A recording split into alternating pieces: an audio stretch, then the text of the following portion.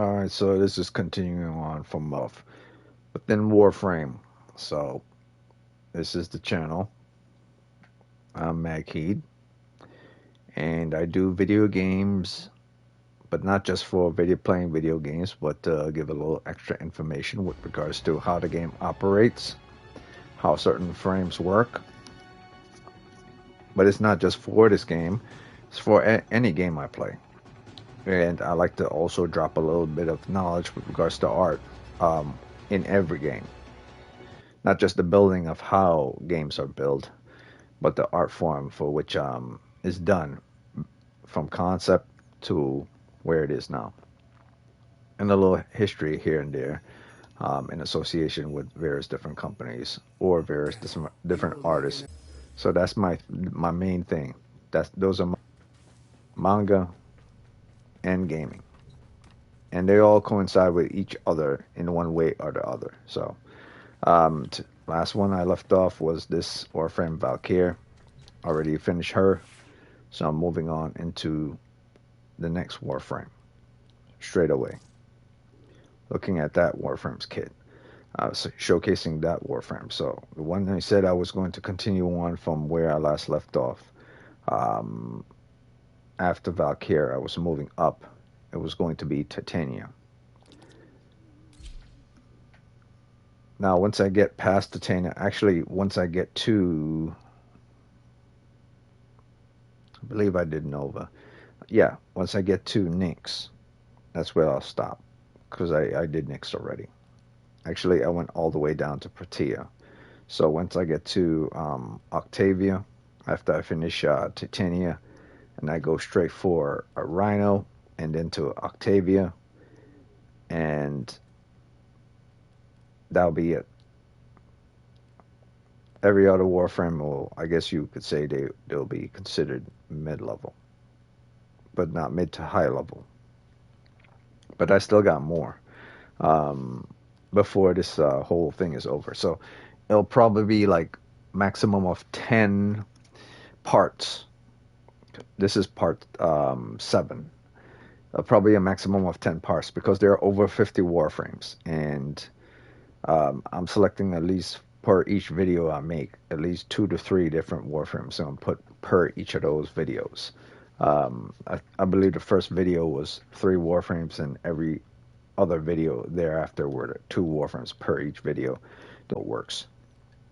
So for this one, it's Titania. So I'm gonna probably, out of every single Warframe uh, within the setup of what Warframe is, the maximum amount is 50. Out of all 50, 25, not even 20 Warframes are going to be selected. So yeah, probably 20, not maybe 25. 25. What am I talking about? 25. I would say about at least 25, minimum 25.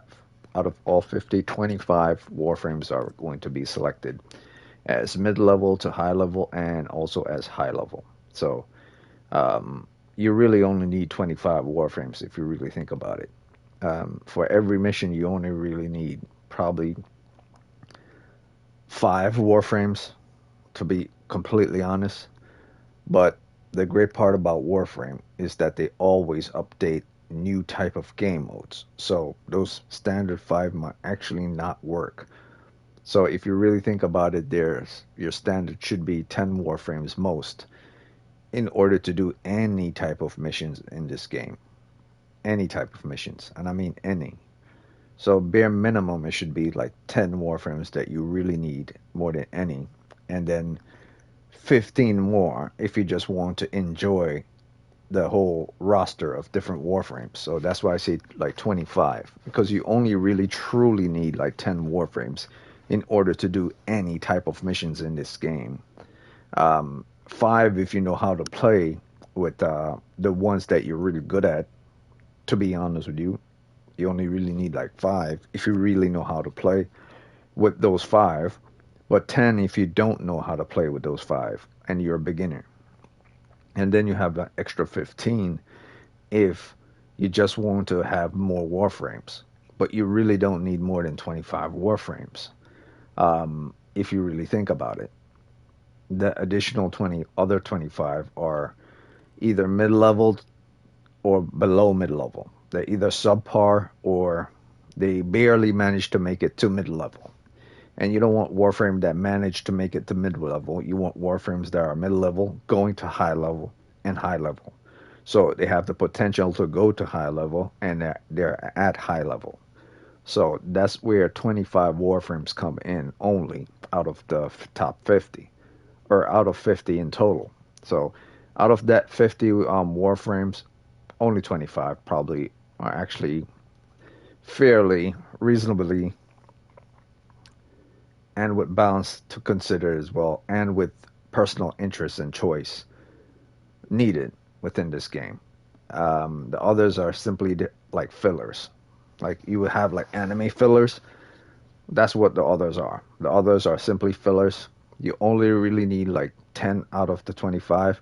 But if you really want variation and mixing it up, you only really need 25, most. So now that I said that, I'll go into Titania Warframe because, for instance, Titania Warframe is one of the ones that you cannot say is a filler, because there are certain places that other Warframes can't go that Titania can go because she could shrink, and there are certain things that certain Warframes can't do that Titania can do because she has ridiculous amount of firing range. I mean, firing rapid firing rate towards her pistol when she's in butterfly mode. And she also has some very interesting buffing techniques. But it's mostly her butterfly mode that's the most interesting. Not because the enemy can hardly shoot her, but because she has ridiculous amount of firing rate towards her weapons that the damage output just multiplies like crazy. So not only is she hard to detect and to hit, and mostly AoE are what actually cause her to take a lot of damage, but she's really a high DPS Warframe. So this is what I would consider her to be mid-level to high-level Warframe. Technically, you could put her at high level, but her other kits are kind of pointless. Her other abilities are kind of pointless. You only have two that's really relevant. So that's why she's a mid to high level Warframe. So starting from, um, let me remove. Okay, well, you know what? Starting from where I am right now, I have Arcane Precision and Arcane Energize. So pretend like these were both of these were empty, and I decided to just put them both in. So I put Arcane Precision in simply because her pistol secondary weapon um, does ridiculous amount of damage. So when she's in butterfly mode and she's popping off with her secondary weapons, which is part of her powers, it's going to do even more damage with 200 damage for 18 seconds on secondary weapons. So whatever her high damage amount for her ability strength is, this is going to add on top of that as well. And of course, you need Arcane Energize, because if you're planning on staying in butterfly mode for a very long time, then you will need this on. But I believe her efficiency rating is good, so you might not need this.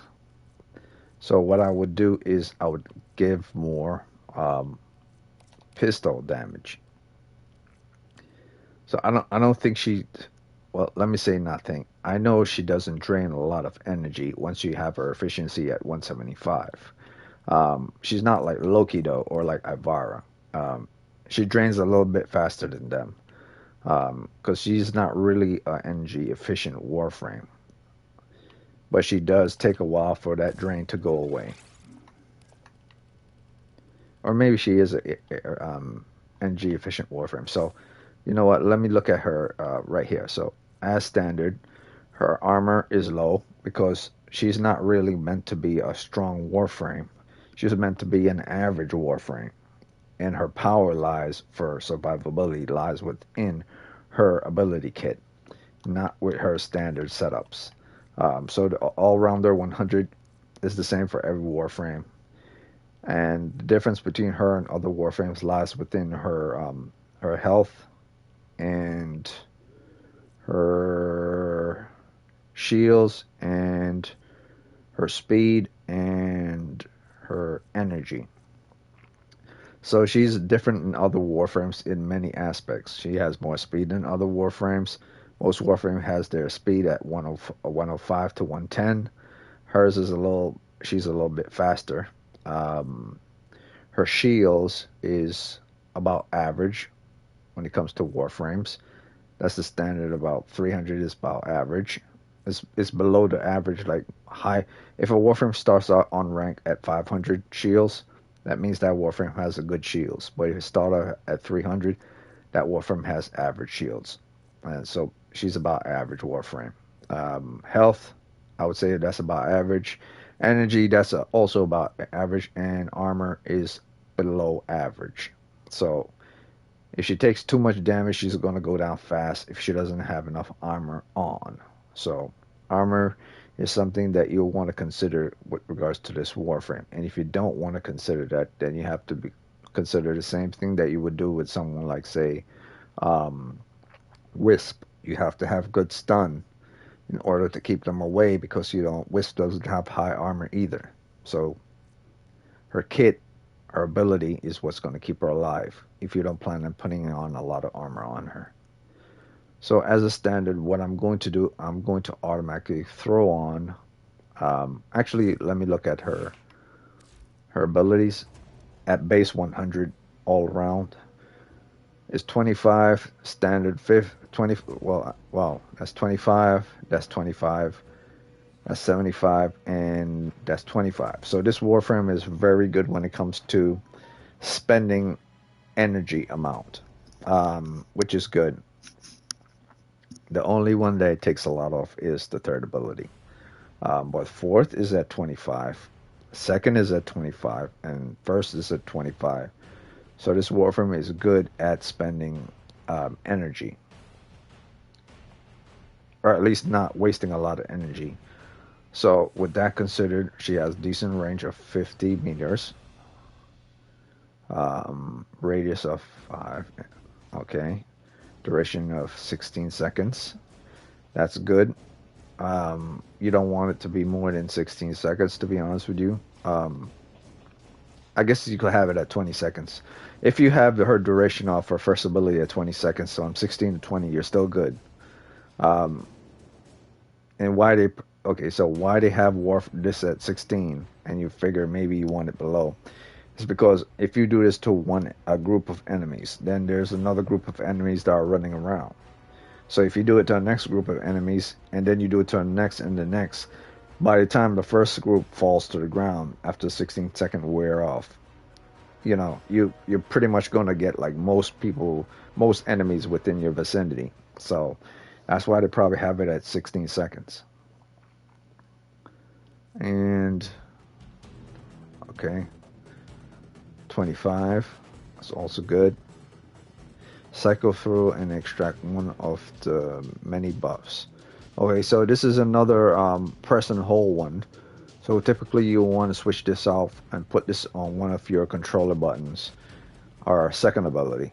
So once you have to hold down on any type of ability that has multiple type of capabilities in that kit of that singular ability, it's best to switch it out with a actually button masher, or at least with your D-pad. I mean, not D-pad, your up, down, left, right pad, or up, down, left, right button on your controller. And then, okay, create. Let me look at the duration on this. Effective duration 120 seconds. That's a lot.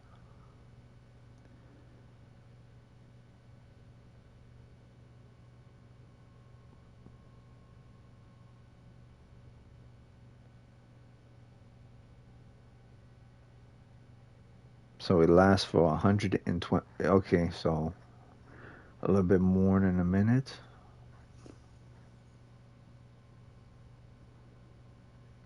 Like a minute and a half. I mean, a little bit more than. That's good, I guess. But at a thorn damage of 50%, that's also good. Um, hit chance of -50. Dust hit chance of you getting hit. So dusk what dusk is hit chance. It says -50 is you getting hit at 50% less chance to for you to get hit.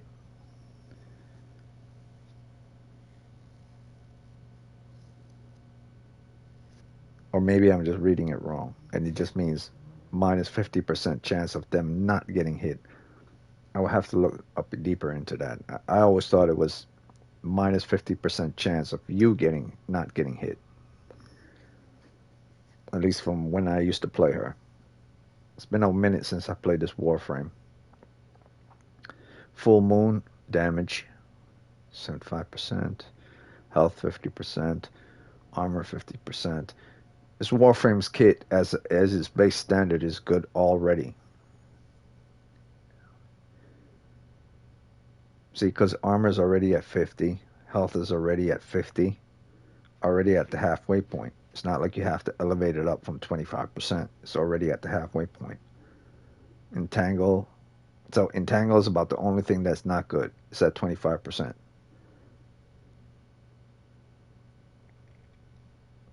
Speed it takes for them to be entangled.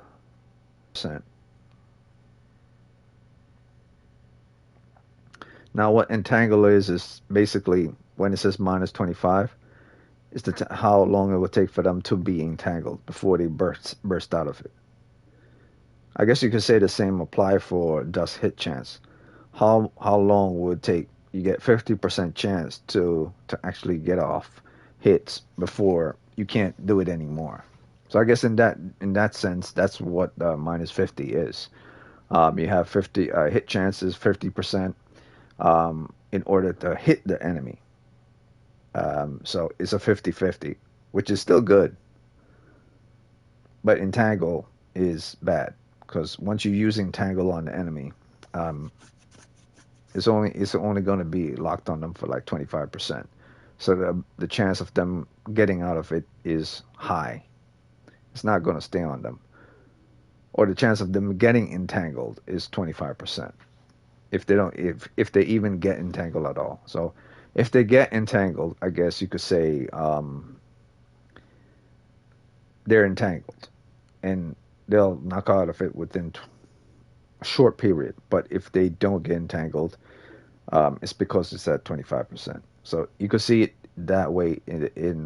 I mean, if you don't see it the way of it takes the time for them to break out of it is 25%, which is low, which means if they're strong, they'll break out of it like automatically. But if you don't want to see it that way, you see it from the point of view that you cast Entangle on them and it doesn't entangle them at all, simply because you're at -25. You're not like at -100, which is more like a guaranteed chance for them not to break out of it, or for them um, not to resist getting entangled. But that's what it meant. So it's -25% chance from, I guess, from them breaking out of it. I mean, that's the only thing that see, the thing in this game, certain things aren't described 100%, and you will have to remember yourself. So I'll have to test this Warframe once again because it's hard to remember these things. But from my understanding, when I played the entanglement meant you cast it on the enemy, and it takes a while for them to break out of it. It's not like you cast it and they're not affected by it because it's at -25%. It's the time period, how long it would take for them to break out of it. If you're not like at 50% entanglement, um, you won't be able to entangle them for too long. If you're below 50%, it'll be a very short period. At least that's what I remember from the last time I played. So um, that is not good. That's about the only one of the second ability that's not good. So the first one is good by itself. The second one, everything is good except the entanglement of 25%. I guess if you're fast, it doesn't really matter, but it's still 25%, -25%. And then the third, which is the one that takes the most amount of energy, is create a swarm of razor flies that transform an enemy into a floating beacon before exploding on command. This is very helpful, and I think I used this one more than anything, and I might use actually yeah I use this one and this one. I rarely use this one. Enemies fumble their weapons as they are whisked into the air. Nearby allies become immune to status.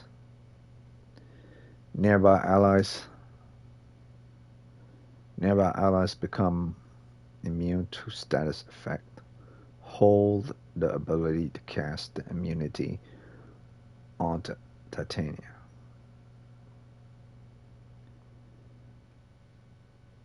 Nearby allies become immune to status effect once this is cast on the enemy.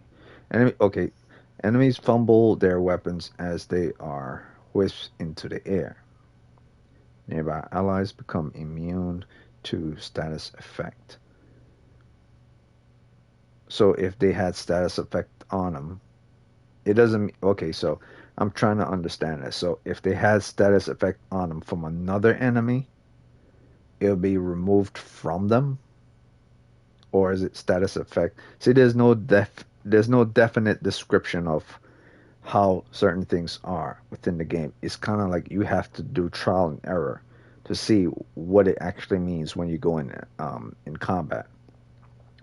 So this is very good. So the first ability is also very good. I mean, I always knew it removed status effect, but I was always curious about, okay, so is it the status effect that the enemy guns used on you before they get whisked in the air, or is it status effect of any status effect that's on you from any enemy? So that's one of the reasons why I never really used the first, because I could never actually figure out, is it actually the status effect of the enemy that just shot you with a status effect proc, or is it any status effect? So my thing is always, okay, by default, your main ones will always be the second and your fourth. That's why I say this is a mid to high level Warframe, because she has two that are always going to be awesome. And then I guess you could say her first is also awesome, and her third is also kind of awesome. But if you don't have enough strength on her, razor kill enemies a lot, to be honest with you, if enough damage. That's why her first, her second, and her fourth are probably the best. And I say probably because there's no guarantee that the status effect here is based on exactly who or what I think it is. So I'll have to double check that again once I go into mission. So let me look at the razor flies again. Create a swarm of razor flies that transform an enemy into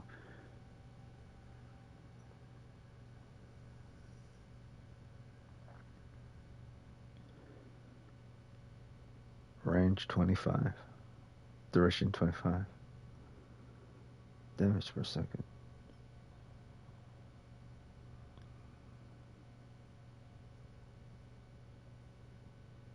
Attract radius. It's very good, but see, the beauty part about Warframe, you always want to figure out how to synergize all your Warframe's abilities together and get the most out of it when you're in combat. So, would you really want to cast your first ability on an enemy when you don't have to? Or would you want to cast this first and then work to your third and then to your fourth? Or would you want to cast your second first and then work to your fourth and then work from your first to your third? So it's best to see which one should be used first and which one should be used last.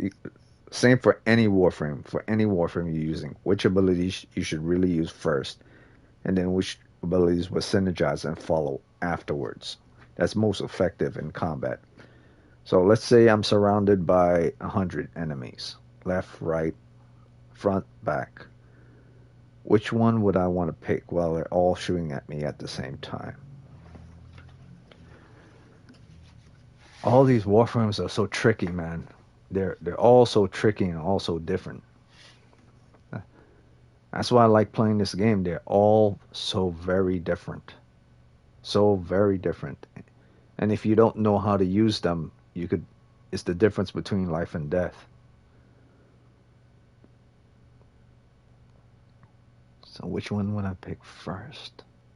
This is I mean, come on, this seems like the obvious no-brainer. I mean, I always use this one as my first anyway. I mean, I don't turn into the fourth unless I have to when I'm in a sticky situation. So, and you don't want to use that anyway because this does drain per second.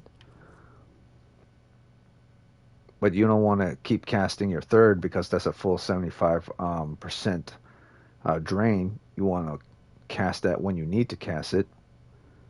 Well, let's say you're surrounded by a lot of enemies. Create a swarm of fireflies. Transform an enemy into a floating beacon. See, this is why the third one is. This is very tricky. Very tricky. The third one is so good because you're turning one person, one enemy, into a residual beacon. Or, like it says, a floating beacon. They're floating, and then it's like a big old beacon, like pom pom pom pom pom pom, beating, beating, and beating.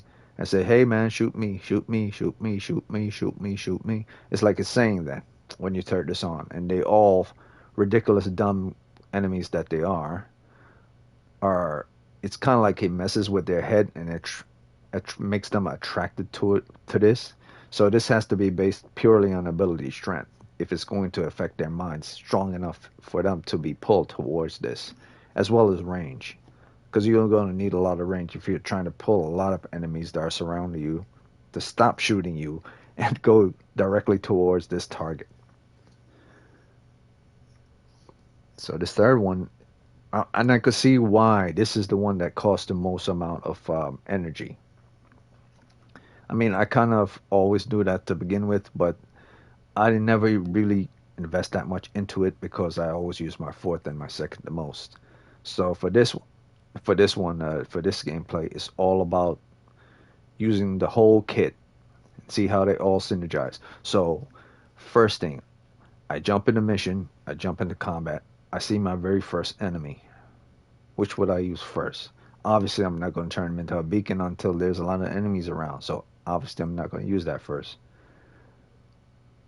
Cycle through and extract 4 buffs when cast on an enemy. See, because I was thinking, yeah, what if I just do that and then any enemies within the area would automatically come towards him, thus bringing them closer to me so I could just shoot them while they're going towards it.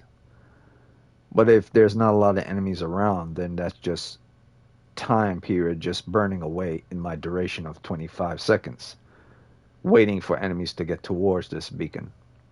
So I shouldn't use it until I need to use it. Psycho throw and extract one. Full moon increase companions damage. Companions damage? Why do I care about that?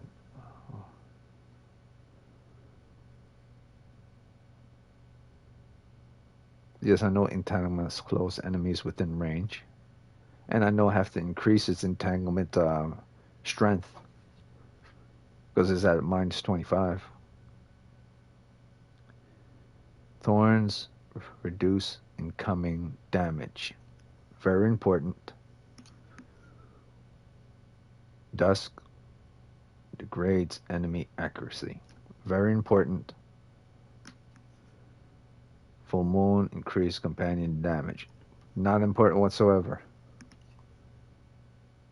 For all you know, you don't need any companions when you're fighting.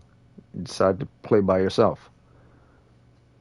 Entanglement slows enemies within range. Very important. So, thorns, most important. don't want to be taking a lot of damage. Reduced incoming damage. Most important. Dusk degrades enemy accuracy.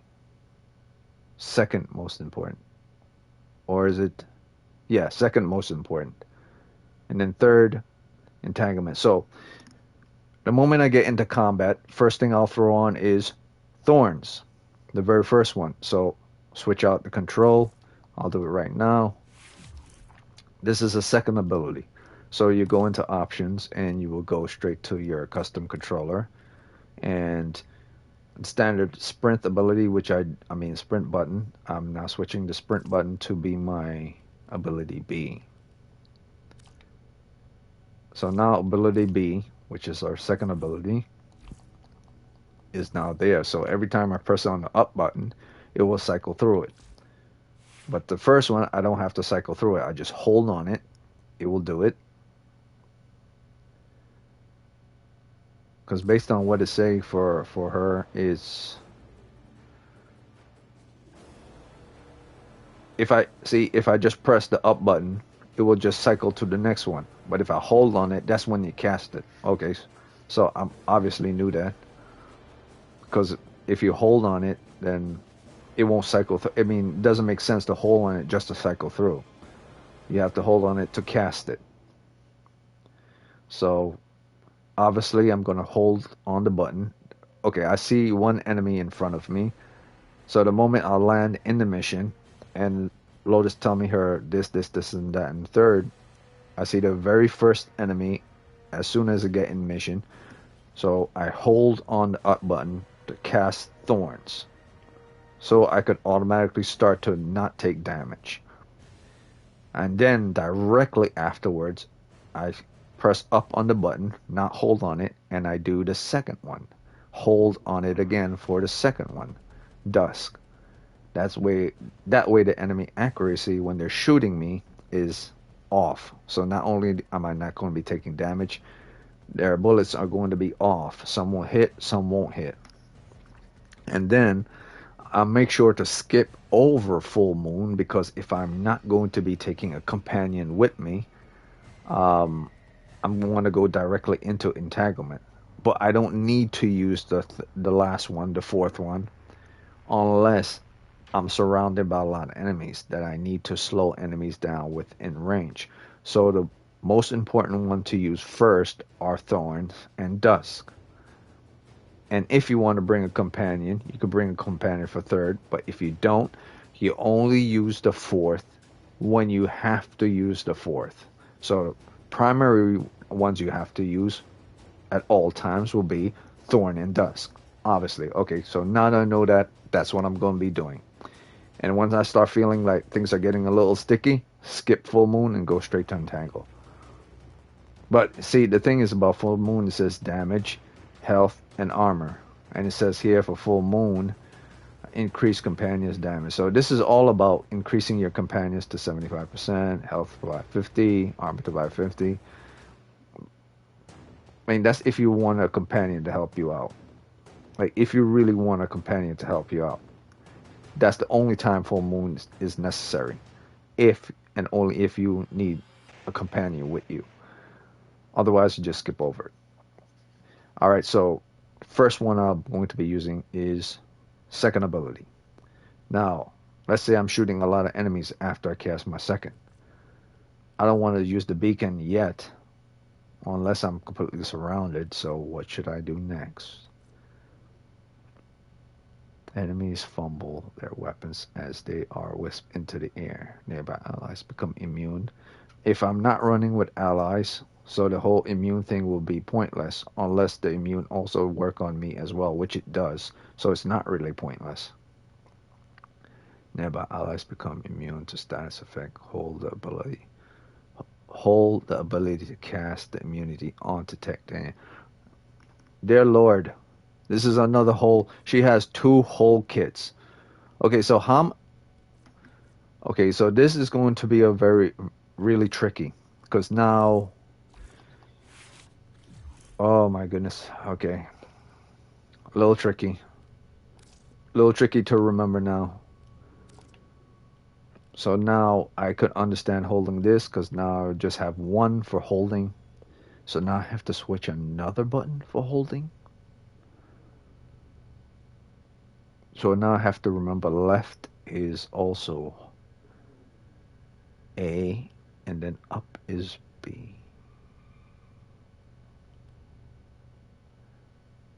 Okay.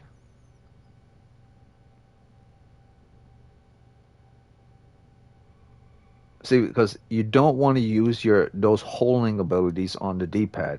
The D-pad is completely stupid when you do trying to use holding because it doesn't register a specific section or a specific area. You press down on the D-pad, you might want to consider the whole damn D-pad as the press down. Okay, so marker her. This is the only sucky part about Titania. The only sucky part is that she has two hold abilities. Most Warframe just have one hold ability. She has to have two.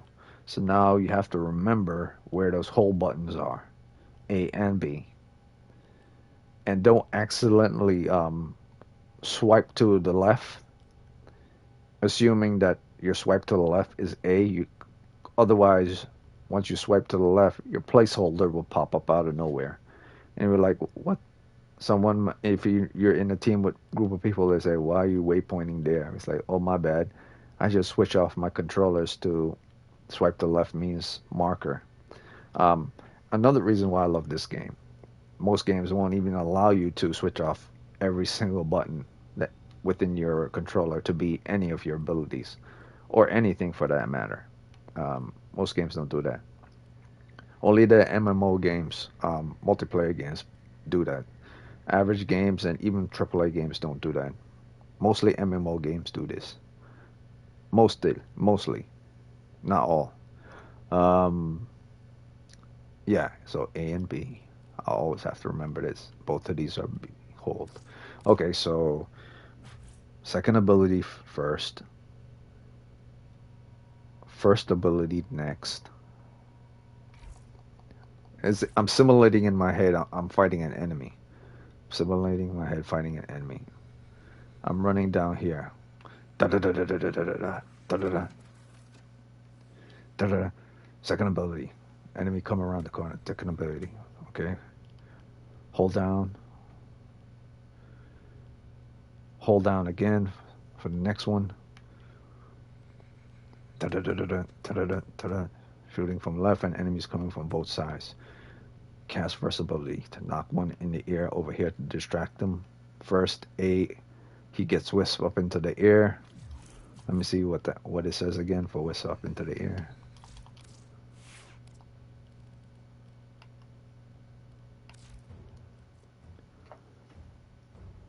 My house has become immune. Hold ability to cast immunity on. Okay, so I have to. So it's not gonna be automatically immune the moment I cast them in the air. I have to hold it when I whisk them in the air. So I can't just whisk them. It has to be a hold one to be immune to their status effect. That's if they even cast status effect. Otherwise, I could just whisk them in the air. So enemies fumble. So they're going to fumble their weapons as well as they get whisked into the air. And status effect that's on me is going to be removed if they carry a status effect on their guns or on themselves. Either way,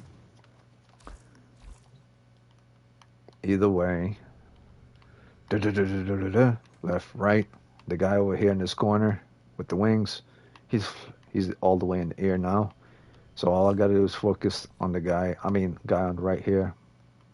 So now all I gotta do is focus with the guy on the left here. He's dead. He's still in the air because it's 16 seconds. Now I'm considering using the third, but enemies aren't coming. There's not 100 enemies yet, or even 50.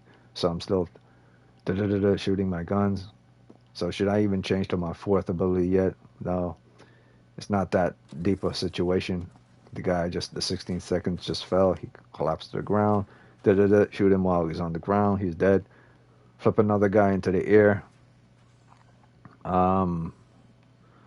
Using the first, look at my lower left, no, my lower right corner to see, no, my upper right corner to see how long the duration of the second ability will last, and it says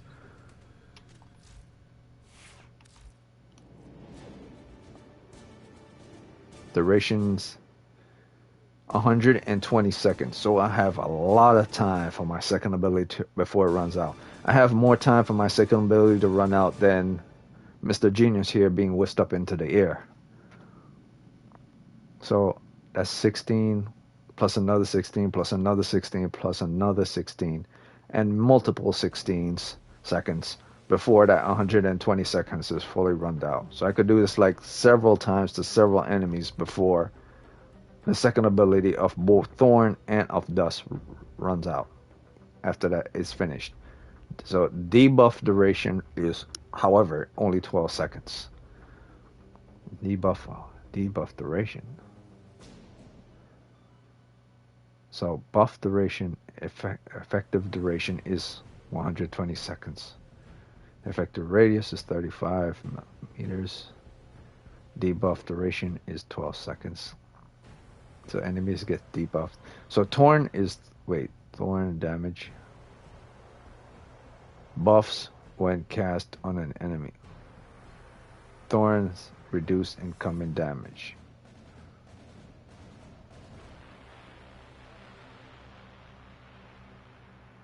Reduce incoming.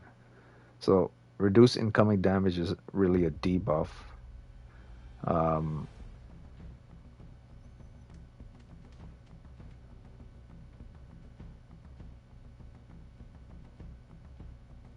Does degrade enemies' accuracy. That's a debuff.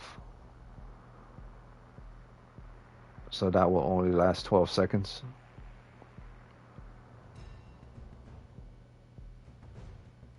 Well, I guess you could say Torrents reduce incoming damage. No, but that wouldn't be a debuff on the enemy if it's reducing incoming damage. It's a buff that I put on myself to reduce income damage. Dust, on the other hand, degrades enemy accuracy. That's a debuff on them. So that will be 12 seconds. So the effective duration all around is 120 seconds. But the debuff is 12 seconds. Alright, so I have to increase the debuff. So the debuff will last shorter than the duration here on the standard. Okay, that's good to go. At least I know Mr. Genius whistle up into the air. I kill a couple of enemies. By the time he's about to fall, the debuff will run out like 13, 14, 15, 16, 4 seconds. So almost close to this one anyway. So if I feel like he's about to collapse on the floor, it's more likely that I already ran out of my debuff already. But definitely when he collapsed to the floor and I don't see him floating in the air anymore, definitely tells me that my effective debuff is gone. Alright, so good to go. So now I know what to do. Oh yeah, I almost forgot. I already know this is Beacon, my sticky situation. The last final battle cry. I'll use this as my last trump card. And the big boy is right here. This is your bread and butter, right here. You wouldn't think Titania turning into a little butterfly will make her the bread and butter, but yeah, the butterfly is the bread and butter. This is the one you want. And sad to say, it is the one that requires to take a lot of efficiency from you. I mean, a lot of energy from you, so you need a lot of efficiency. So the main thing about this Warframe is efficiency, duration, and strength. Let me correct myself. Efficiency, duration, and strength, and a decent amount of range. So this Warframe needs like everything. But you don't have to worry too much within range. I believe 145 is more than enough for this Warframe. Nothing beyond that. So let's do it. Let me see. What do I have on already? I want a lot of strength here. I want a lot of efficiency here and decent strength, but more strength here than here. Don't have a lot of duration here. Don't have a lot of duration here. And the reason why I don't have duration on both of these that are high is because I was using both of these to use the fourth ability. That's the only reason. They're both not good if you're planning on using the second and the first and the third. These two were simply built for me to have enough efficiency to do the fourth. That's all.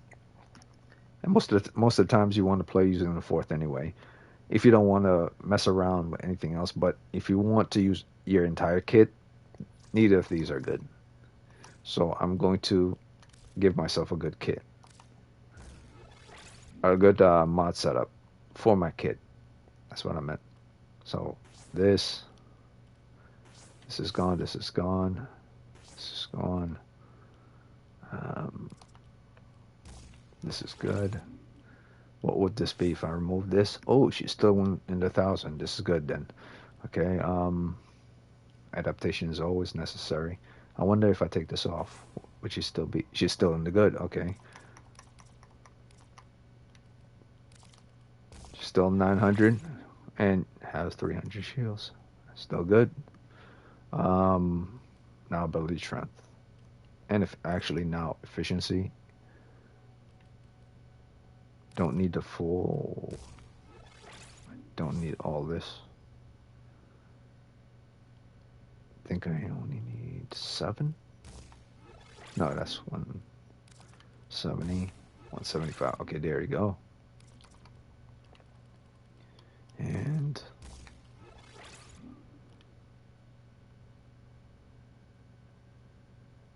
strength. Lots of strength. Very tricky. Both these slots have to be strength. You know what?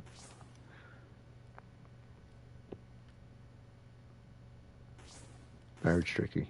Very tricky. Strength is her main thing. She's a killer. She's a DPS Warframe. She damage per second. But you don't need that much strength. Like if you could make her get to like 250 in strength, hell, even if you get her past 200 in strength, she's good. But if you get her like 250 in strength, then you're solid. You don't have. This is not one of those Warframes you have to go get to 300 damage or 300 like overall strength in order for her to be strong, because her rapid firing rate towards a fourth is ridiculously fast. So even without 300 power strength, if you're just at 250, because her rapid firing rate for a fourth is fast, be able to do a lot of damage real quick anyway. And with efficiency, you'll be able to do it for a longer time. But the fourth, it does have a cooldown timer, so you have to consider that as well. And what am I going to do for this? So I definitely put these here for a specific reason.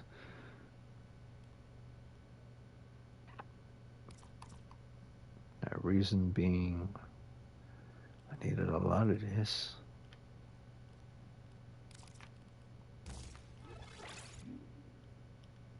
More strength.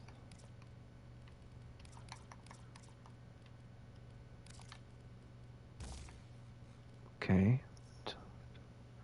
Let's see where we are right now. Damage. Not really good. I wanted her to be at 500. Not really good. 500.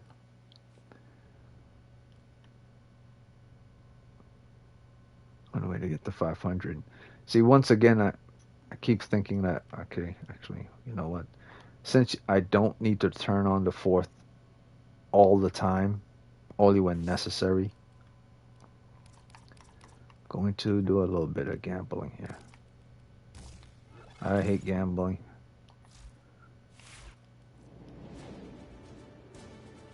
Close.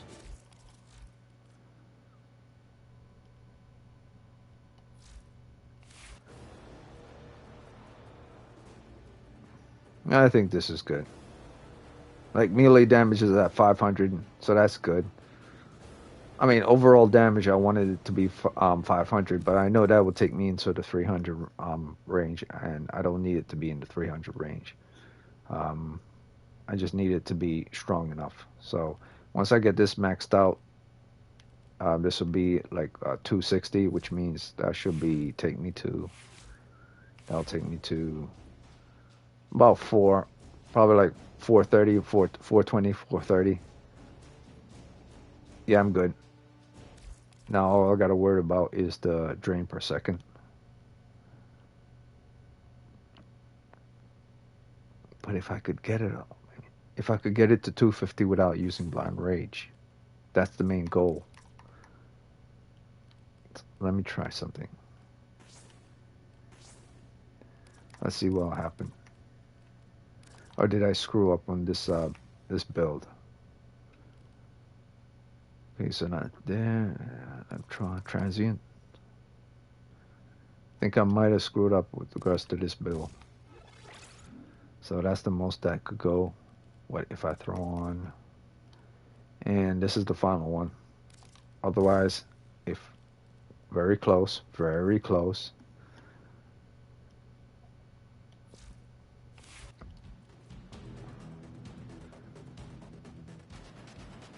Yeah, I could live with that. I could live with that. Okay, so can I really live with that?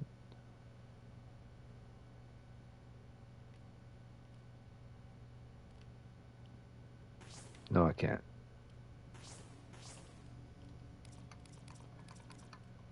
All right, so Mr. Blind Rage, we don't really want you, but we're gonna have to use you only when you're necessary for the fourth.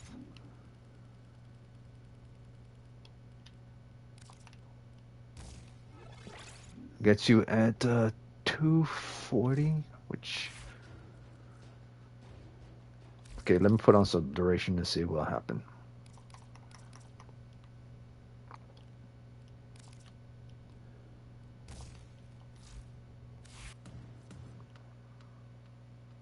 Not bad, not bad. More duration, please. But not more duration that would reduce um my range.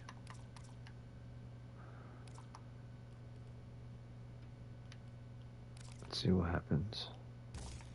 Yeah, I might have screwed up on this bill.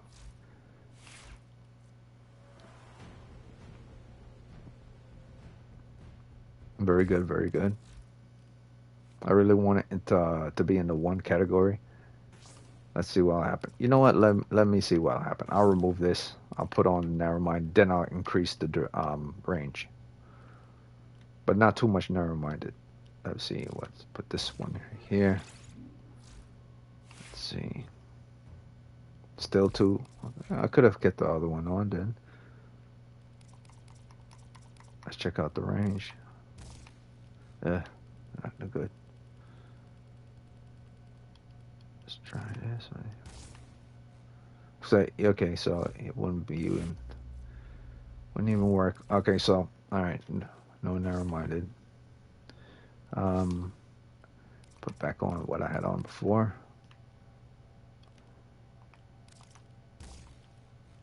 And let's see where we are.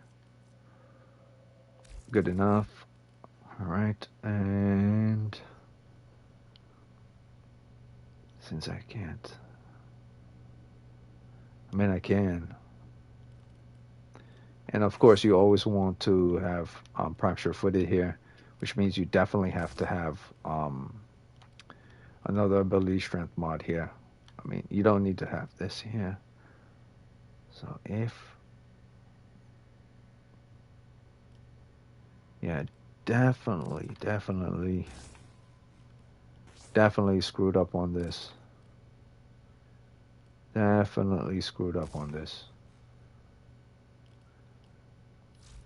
I'm looking at it. Yeah, definitely screwed up on this. More duration, please. Let me see. 1 second.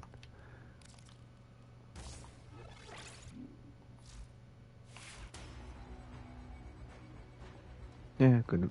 No, not really. Um, and obviously you want adaptation or rolling guard on.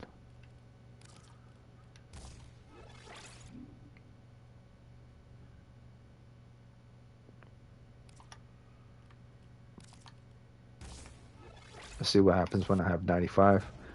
Okay, 95. Buff duration of 11. So, no. But it's not too far from 12. So, I guess that's not that bad. It's not too far from 12. Not too far from 16. I mean, 12 and I mean, 12 and 11 are bad to begin with. So, it's not good.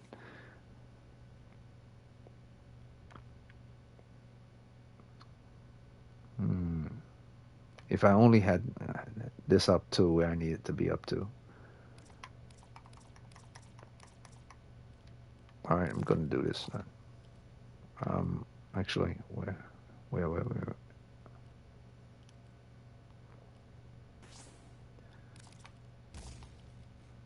And what was I going to do with this one? Duration, yes. Duration.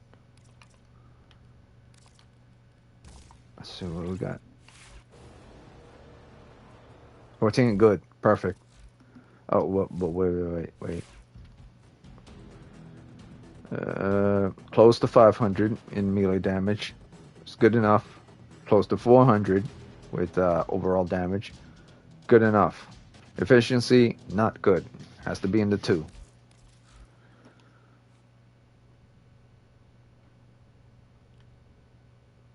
Yeah, definitely not good. Definitely bad.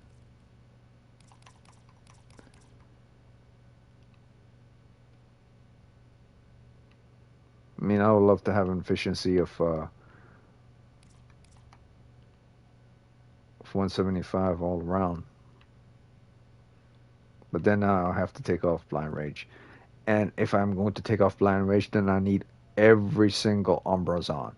Umbra Intensify, Umbra Vitality, Umbra Steel Fiber. That means you'll have to have all 3 Umbra mods on just to get it to 249. Like, see, if I take this off, and I put,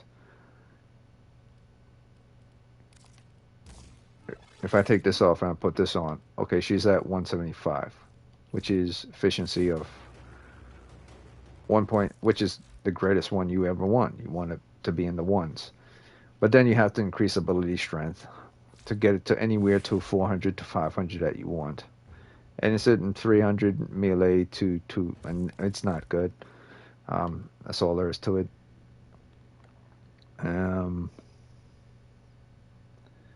Blasted all the hell.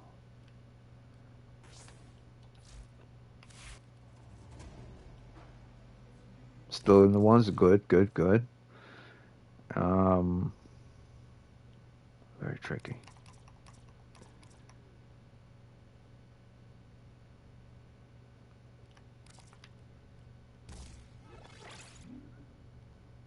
Transient fortitude. If I put transient on,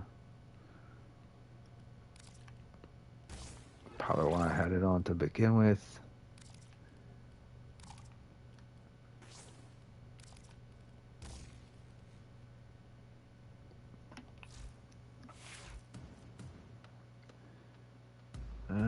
Not so good. I mean, yeah, it's good. It's like 162. That's fine. You're probably not going to get better than that if you're planning on using Tribute and Spellbind. Back down to 10 seconds. That's fine. But 14, no. Damn it, all the hell, man. It's because of transient, man. Alright, so, okay. Here we go again. Alright.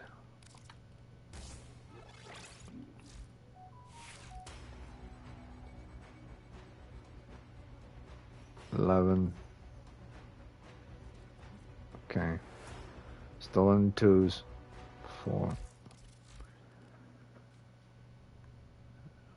No good.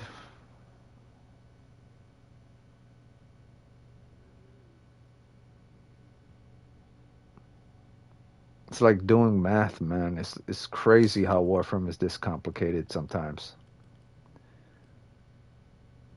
And you say, well, Warframe's not complicated at all. If you want things to be perfect, so you don't survive longer in mission, like ridiculously long, you better start doing some math, man. See, this is perfect. By this mod and this mod alone, you're good. But it takes a lot out of efficiency. But you don't need to cast your fourth all the time, so that's what I was saying. Maybe let's just have it at 140. But the efficiency drain, the drain is 2.5 per the second, man. That's not per second. You're getting 2.5, almost 3 energy per second.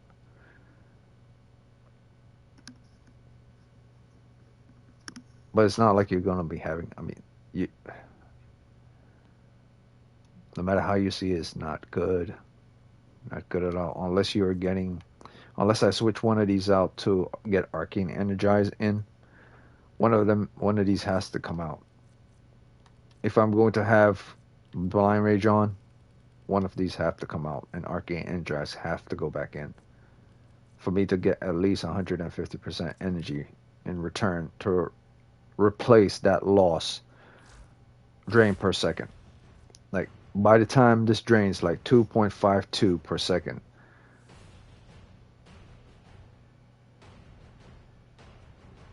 Yeah, this will work.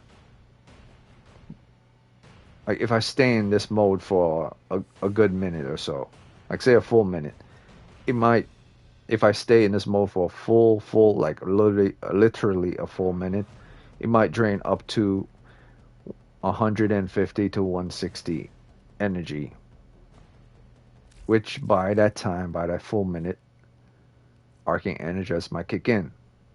In fact, there's no might. After a full minute, Arcane Energize typically kick in. Anywhere from 30 seconds to 1 minute, Arcane Energize kick in. Most of the times it's after 30 seconds. 30 seconds or 40 seconds.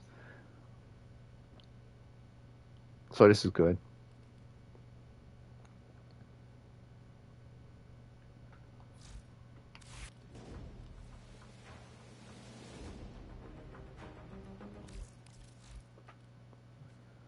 Alright, so last but not least is the top. Or no, it is the duration. You want more duration.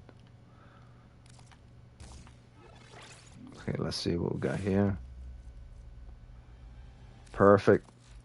Wait, did it? Okay, wait. We want more.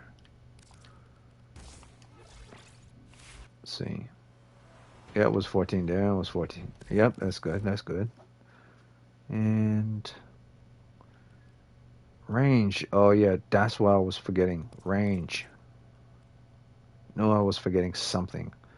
It's blasted range.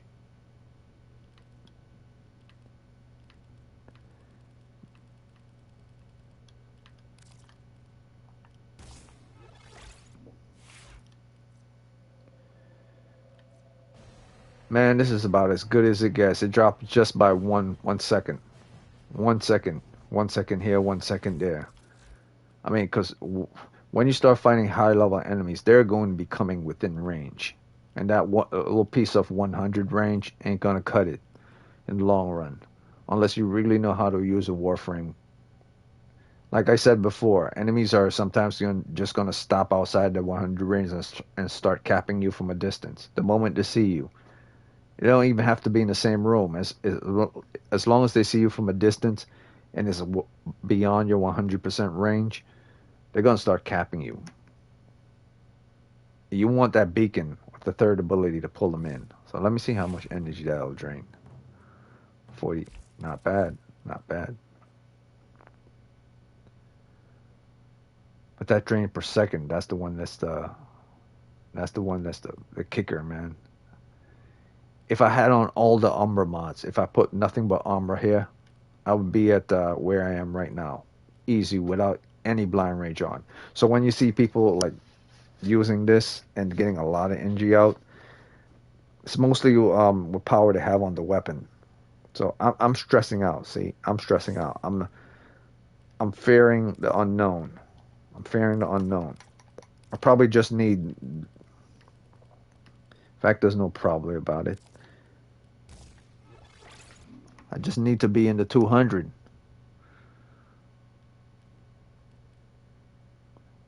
No probably about it at all. I just need to be in the 200.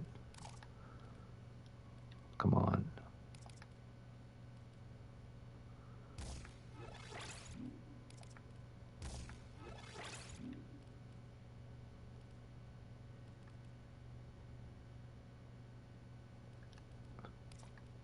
Actually, you know what? I know what I'll do.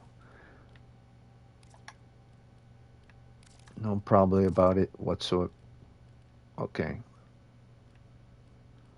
Um.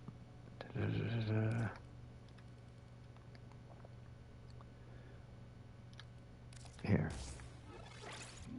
Okay. Still at 1.7. Okay. Okay. And let's look at that strength. It's not good, but with my weapon, see, this is why I wasn't paying attention. With my weapon strength, I would be able to, if I have enough firing rate on the weapon, and this will be the fourth ability being here, that I'm worrying so much about damage, it's going to be pointless. It's all about how fast my weapon speed is. Obviously, it's also about the damage here.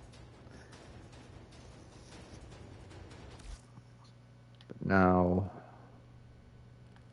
okay, so I got this on. But you really want to have prime sure-footed on, man. The whole thing is crazy. The whole damn thing is crazy. You really want to have prime sure-footed on. When you start fighting really strong enemies, you're gonna want to have prime sure-footed on. There's no ifs, ands, or buts about it.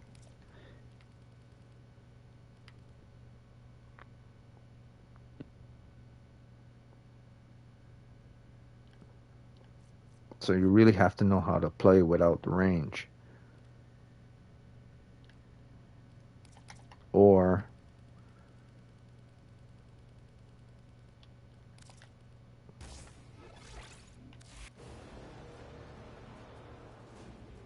three NG per second.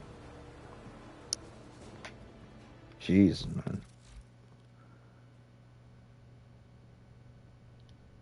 Okay, let me throw on that higher efficiency fleeting expertise.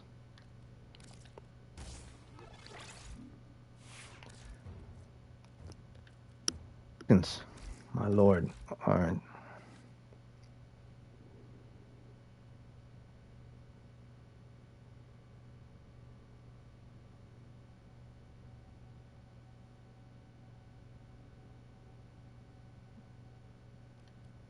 Not good whatsoever.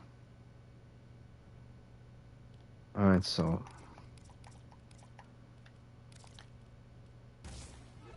or no. Okay, back. We're good. We're rock and rolling. But these are all maxed out. And I realize I don't even have on bloody vitality. Got to be kidding me, man. Got to be kidding me.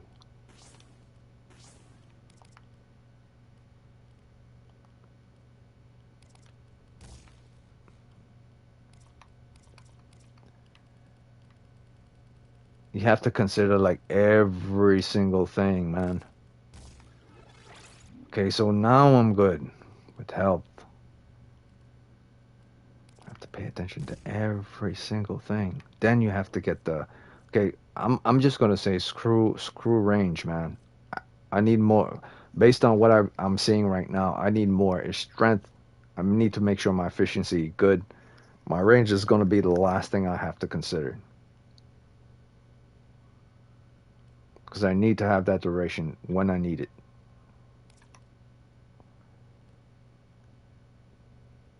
So power strength. Okay, this is where the Umbras that would come in. I would have Umbra Intensified and Umbra Vitality that would knock me into the 200 range. But I can't. I can't do it now.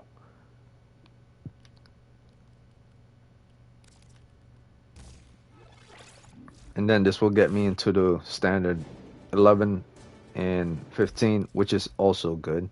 And if I'm not mistaken, 2, which is also good. And with my Arcane Energize would give me back whatever energy I lost there, which is also good.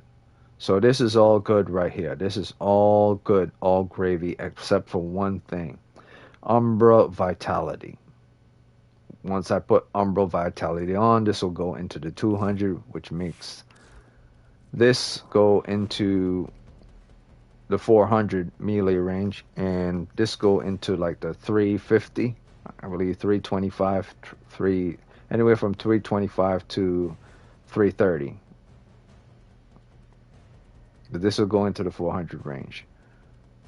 So that's fine. It's not perfect, but it's fine. The guns will do most of the work afterwards. And then Prime Sure Footed will go here. You have to have Prime Sure Footed here. But this is an all-rounder build. This is not a tank build. Tank build, you will have to have something like Natural Talent on in order to cast your ability fast enough so enemies won't kill you. And you will have to ignore stuff like how long it takes for the enemy to be in the air and stuff. So something has to be ignored. And with regards to tank, I decided to ignore a lot of duration period. I wanted more strength and more efficiency than duration. But that's for a tank build. A specific tank build that only use your 4th ability. Not your 1st or your 2nd. But we're going for all-rounder, not tanks. That could run like any mission from level 1 to level 100, but not against level 100 and higher. So very complicated to get all these things done. It will seem very boring, but it's very important when you go in a mission. So let's pretend like I do have an Umbra Intensify here with Umbra Vitality, which will kick me up to 200. And so I never have to, and then let's also pretend I have Prime Sure Footed here as well. So this is your good all-rounder, considering, because no matter how you look at it, once you get past enemies that are past level 40 and go into level 50, 60, 70, 80, they're going to start casting proccing a lot of elemental damage, which you'll want this on. So anything going from 50 to 100, you're going to run into a lot of enemies proccing. Anything that's going over level 100, you're going to want to switch out your entire mod setup. But from 0 to 100, you're still going to want to have this on. Hell, you're even going to get some enemies from level 30 to 40. They're going to proc electricity or toxic and so on and so forth. It doesn't even need to be level 50. As long as there's an enemy in that will proc a certain type of status effect, they're going to do it. So this is a good all-rounder right here for Titania. Now you could switch off switch this off if you need it, but this will drain 90% of your shields. It's up to you if you want to have that. So if you don't want to have that, you could put on something, even since she's a dual pistol type of Warframe, you put on pistol as your primary aura.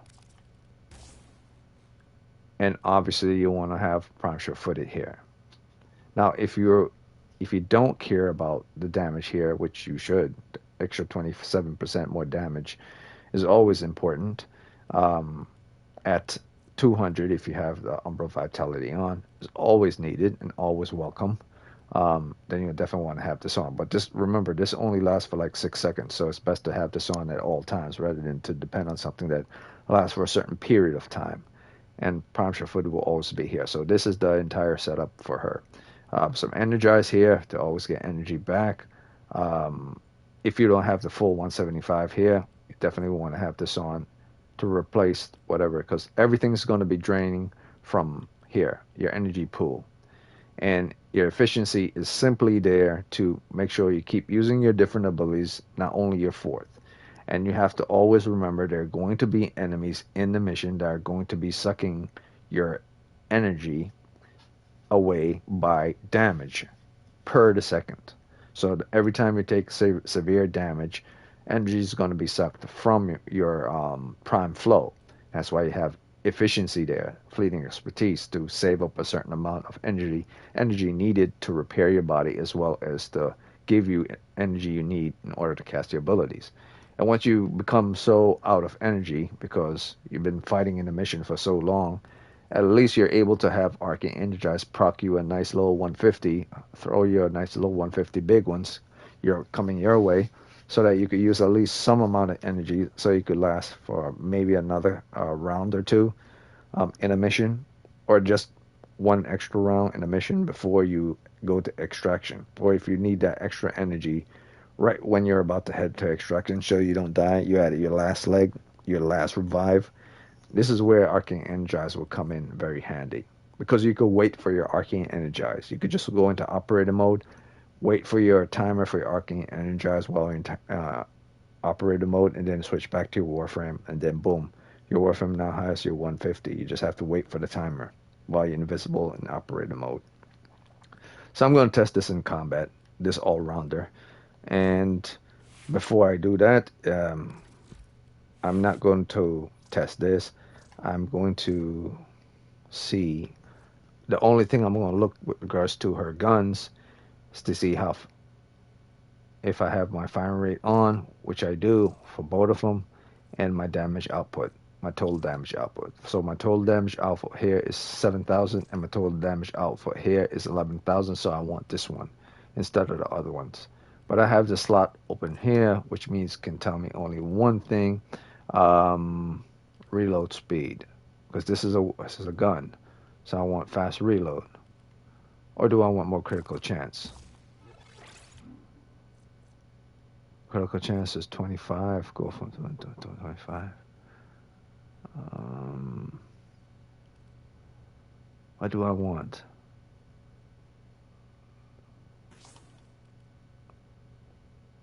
8,000. What do I want? More critical chance. What do I want? What do I really want? I want reload speed. I want prime target cracker. I think I just gave someone my prime target cracker, to be honest with you. Well, let me up that. Oh yeah, it was part of the giveaway, so I gave someone my prime target cracker. So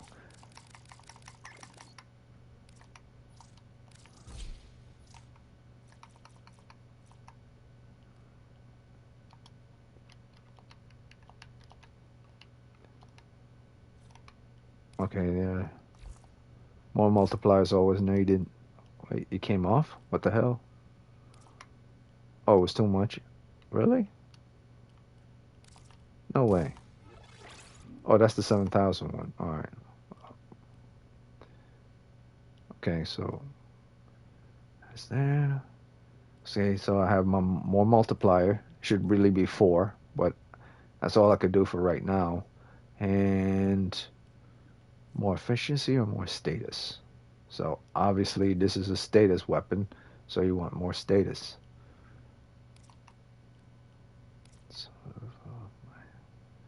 So if this is more status, why the hell do I have all these two on? I don't need these two on. Sometimes I don't know what the hell I'm thinking when I do certain things. So let's see, puncture, okay, puncture, okay. Status.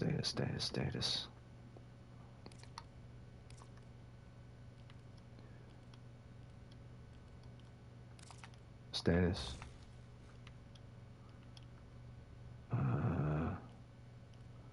More damage. Yeah. Faster fire rate. And more status. And what's that? 50? 50? I don't need 50. At least get me to 75.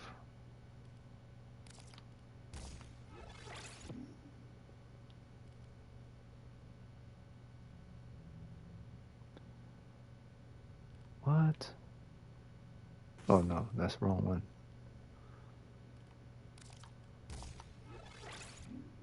70. 70 is good enough. But it's still 8,000. Jeez, man, that ain't good.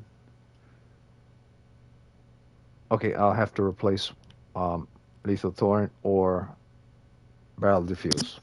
I have to replace one of them to get more damage. Okay, that's good. So let me see if I don't. Okay. Each. Yeesh.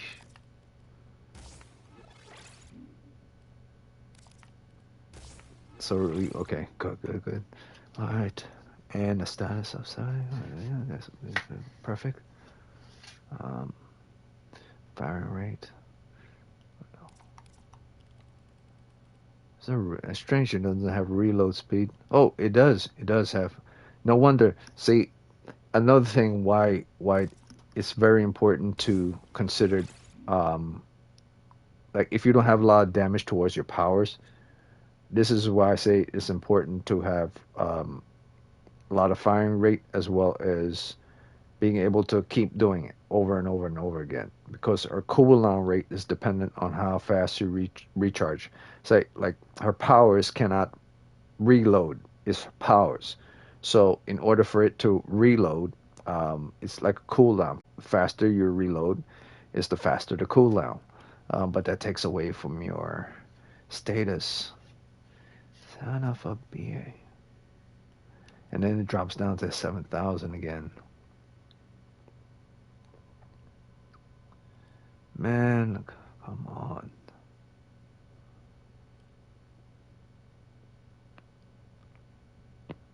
Alright, so you'll really have to manage the time period for using this.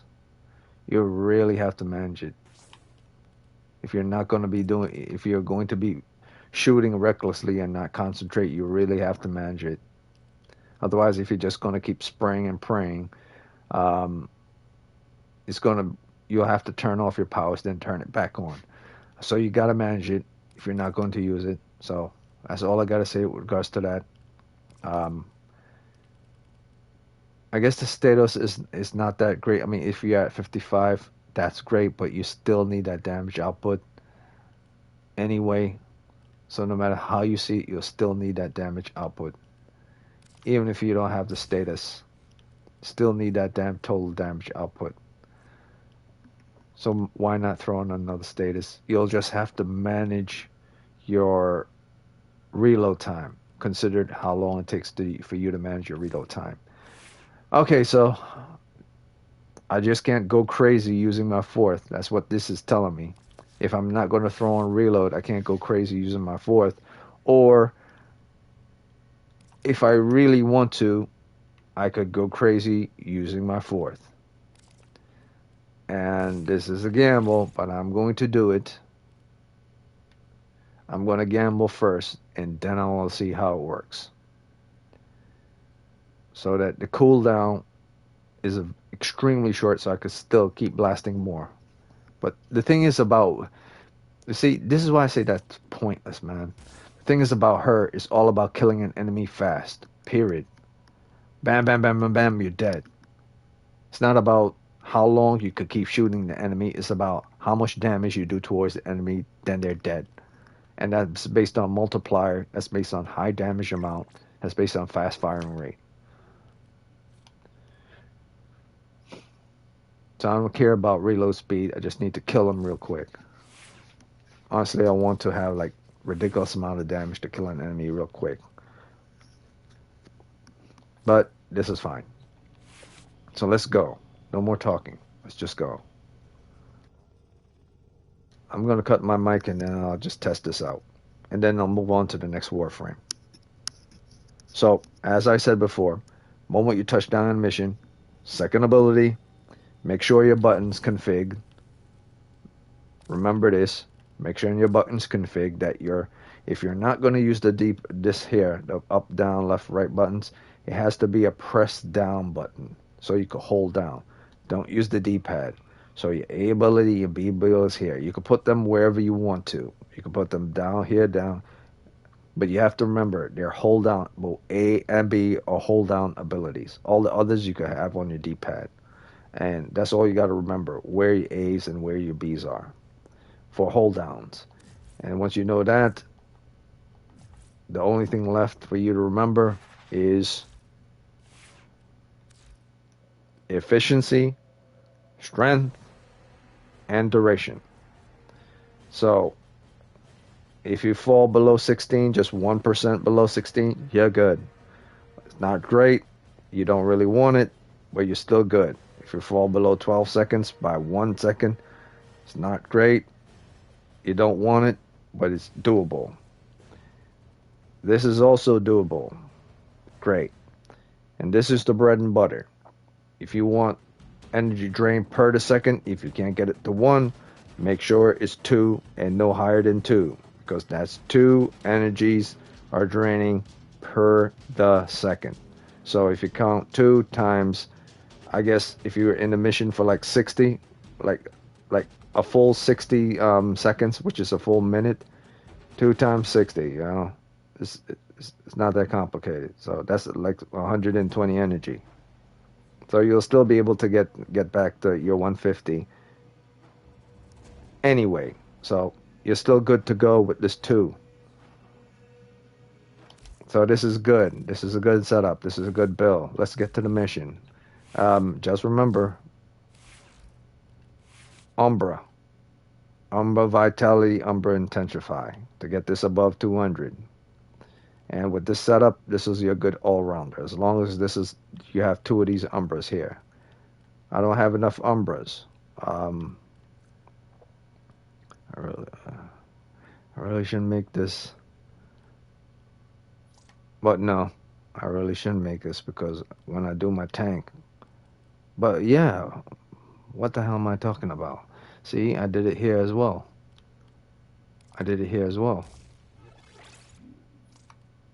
Yeah, what the hell am I talking about? I did it there as well. So one of them is off. Am I talking? I'm smoking. So one of them is off. I do have to form it. Because one of them is off. Because even my tank, I had the continuity. Alright, so we'll have to level this Warframe, so good to go. Good to go. Good. Where? Coaction drift. Ah, yes. And the last thing I wanted to say, if you're not going to put in prime sure-footed, put in coaction to boost this for your all-rounder. Remember, prime sure-footed is only something you use when enemies are doing a lot of knockdowns. And enemies are going to start doing a lot of knockdowns when you start getting to the level 60, 80, 90, and 100s. So anything going from level 1 to level 80, you're not going to get too many knockdowns, which means you're still going to survive a lot.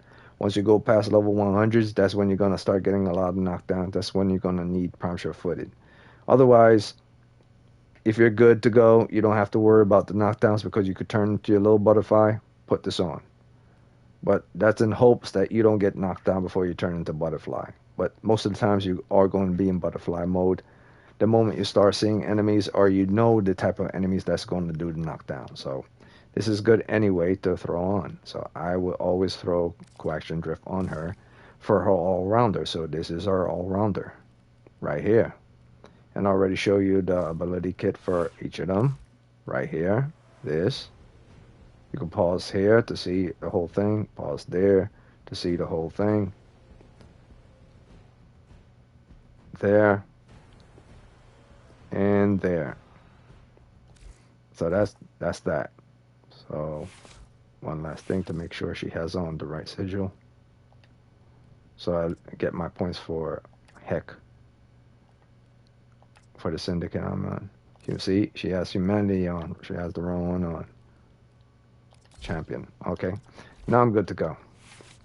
So second ability first. See, I was just about to do it. Actually, what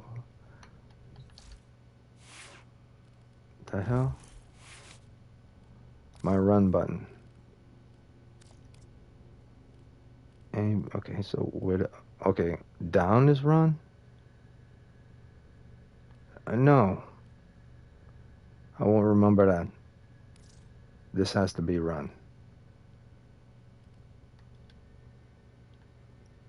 Sprint and roll. No. Why the... Wait.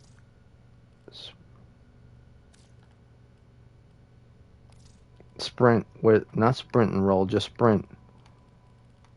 Come on, man. Just sprint.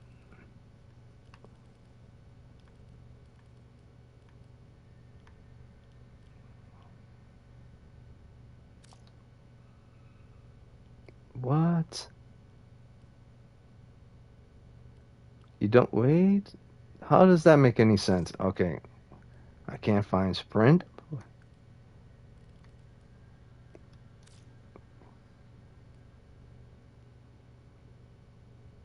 That's weird.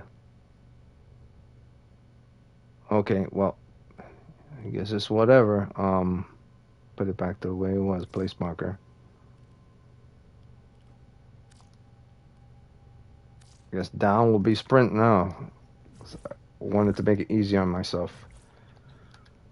Okay, so now I'm sprinting. Well, it's not that big a deal. I just have to remember that down and sprint. These damn hold buttons won, man. I mean, that's why this is also a mid to high level Warframe. I'm considering the highest because she has too many hold down buttons. Alright, so now I have to level this Warframe. I'll go to place the level Warframe. Hydron. My cursor is moving slow. The hell?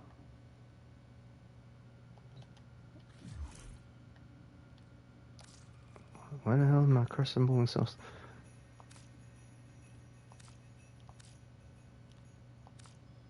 Interface, cursor. Cursor. Sensitivity. I see.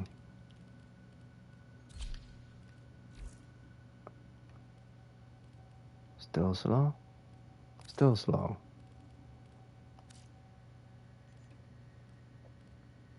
Let's put it. Or maybe it's not that. It's magnetism. Yes. Has to be.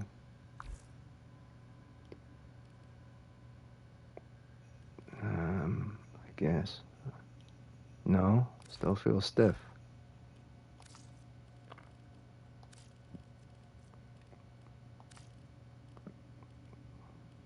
Acceleration. Cursor acceleration. Oh, I have a feeling I'm slowing it down now.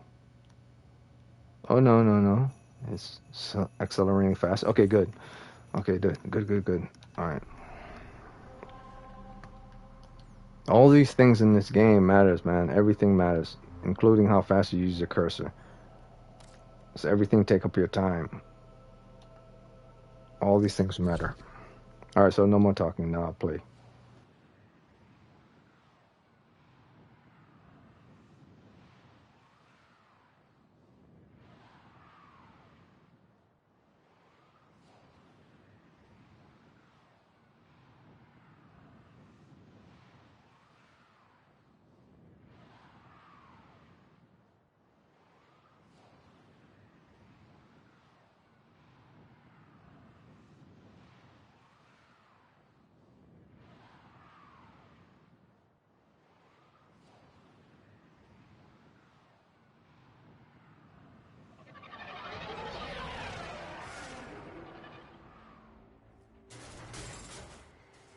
The enemy is at our doorstep.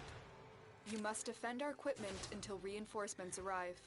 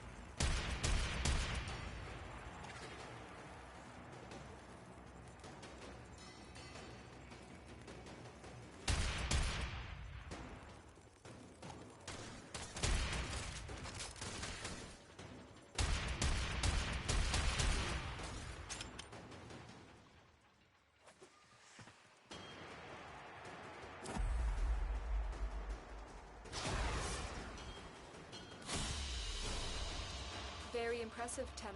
You held them all back. Time to get out of here.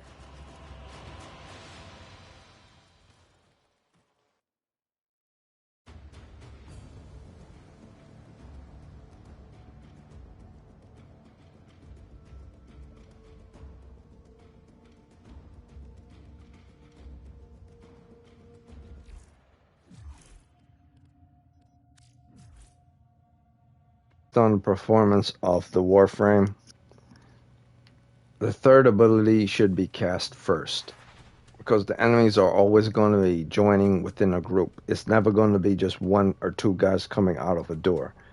It will be several. And even if it's just one or two guys, the attraction period lasts for 23 seconds, so there are going to be multiple enemies coming from different sides. So I guess if you see like one or two guys through a door, you don't need to use it, but if you see like multiple enemies in the door, then the third abilities can be used. But typically, based on what I could see, let me check out the first ability again. How many enemies can this affect? Radius of 5 meters, duration of 15. Enemies fumble their weapons as they're... Okay, so this... Okay, so first seemed to be the best. And then... Because what I was thinking when I was saying that the second is the best, like, this is for enemy doing reduced enemy damage and debuffing enemies' accuracy. But if you're fighting high level enemies, those two couple of rounds, like 2, 3, 4, or 5 rounds coming at you before you even get off your second ability after you cast your first, is the difference between life and death. So you might actually need to cast your first ability first, just to stun them all at the same time. Like multiple enemies being stunned all at the same time. There's not just one guy. And then you put on your second and your third. And then, like, if enemies are all around you, then you cast the third.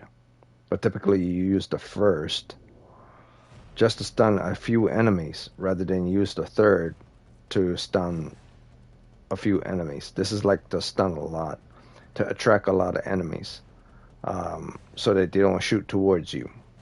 Rather just get a few enemies. There's no attraction, there's no lore on it, but this one has a lore on it. So this is like a simpler version of this without casting a lot of energy, where you just get a few guys, but they're not lowered. Just lock them in place so you could then cast your second and your cast Thorns and Dusk. You have enough time to cast Thorns and Dusk after you do this. So this kit for this Warframe is set up pretty good. Cast the first one first, then you cast the second one next, and then you cast the third one third, and then you use your final resort, your fourth ability that drains per second, because your big bad boy here is the one you use for your means to your end. You're not going to always want to have this on, because this drains energy per second. You only use this as a last resort when you need to kill there are too many enemies on the field, and you need to get rid of them all at the same time, while at the same time they can't really hit you because you're too small for them to be hitting you. So they'll have to cast or proc a type of status effect on you to drain your health, because they can't shoot you for crap because you're so small. So this this Warframe's kit is sweet. Everything is set up from 1, 2, 3, and to the 4th very well. So I could see why some people have this Warframe in their top 10 Warframes. I still think this is mid to high level Warframe, simply because I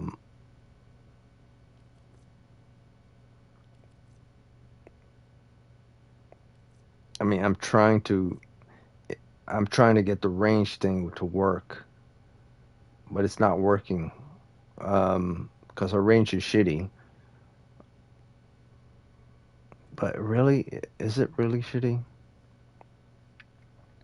But yeah, this is a mid to high level Warframe, simply because her crowd control ability is limited to enemies in front of her. I was trying to figure out what was it that doesn't put this Warframe in the up top tier of top tiers, in the top 10 slot, and it's because of her crowd control abilities. It's not like a Volt ability where enemies get stun all and 360 all around, or like Wisp ability where her stun abilities affect enemies all around her as long as it's 5 enemies. Or Volban where he throw down the Bastille and enemies 360 get stun locked. Is her crowd control ability is limited towards enemies just in front of her rather than um, at a wide 180 range or 360 range. So yeah, that's why I say this is a mid to high level Warframe. You can go from mid level to high level if you know how to use this Warframe. But it's not like high level to high level, like already in the high level and could get even higher. This is like a mid level to getting into high level. This can and is a high level Warframe, but it's coming from a mid level position. So yeah, that was the Titania Warframe. That was all her abilities. I used all her abilities in that mission, and this is the all rounder for this Warframe. Obviously, I'm not maxed rank. That's the reason why my shields were so low. I'll have to level that on my own time, but this is the setup you want to have for this Warframe. If you're not going to do a lot of rolling with this Warframe, you're going to want to have adaptation on. And since when she's in butterfly mode and she's flying around, she obviously can't, roll while she's flying. That's why this is the best for having on her rather than rolling guard adaptation. So this is the setup for her. And once she lands on the ground, then you have to worry about something like prime sure-footed. But if she's managed to turn into her butterfly mode before they do their knockdown, then you don't need to have knockdown on her. Because she could go in butterfly mode and stay in the air. And she'll have adaptation, which will resist whatever elemental damage they are doing for like full 20 seconds, killing enemies left and right. So sure-footed won't work that well on her unless she's not on the ground anymore. So this is the best for her. Pistol Amp and so Coaction Drift. Adaptations on here. There should be Umbra Vitality with Umbra Intensify. And no matter how you try to increase her armor, still not going to be enough because she's at a base 100. She's not like her armor is at 300 and then you boost it up, it doubles. She's a weak Warframe. Giving her more armor ain't going to do anything whatsoever. If you wanted to give her armor, you could put it over here, but that's pointless because the whole sole purpose of her existence is to kill enemies quick. While in her butterfly mode, while everybody's stun lock using Thorn, Entanglement, and her third ability, the Beacon. And she's always going to need energy. So she's a killer Warframe, and she's a duration crowd controller Warframe. She's not a tank Warframe. So you don't build her for tank. Her tank is within her power kit, not within her armor set. Her powers, keeping enemy at bay, crowd control. Fourth, staying in butterfly mode. That's where this all is. That's where it's all at. Make sure your duration, if it's going to be dropping below this average amount, like 1% off. Like 1% off. Standard is 12. Make it drop to like 11. Most 11. If you fall into 10, then you're in danger. If you fall into like 14, then you're in danger. What you have here, this is the good. This is the goods right here. It's a good setup. Your duration, if it falls to 20, you're still good. I mean, you're not really good, but you're supposed to be here. That's what I'm trying to say. You're supposed to be here based on this mod set. This is your all-rounder. And you could tell if you're in a good place if your energy per second is in 2. If your energy per second is 2, then you will obviously be in a 15, and then in 11, and then this will obviously be 23 with duration. So that's all I got to say with this Warframe. That's the crowd control all-rounder build for Titania. That's not the tank. The tank for Titania is something like what I have right here. Where I have more efficiency And I should really replace this with this, so I can kill enemies faster. And obviously I need to have more duration. And yeah, so this is the tank right here, where you get to use your fourth ability even less. Oh wait a minute, I'm smoking. um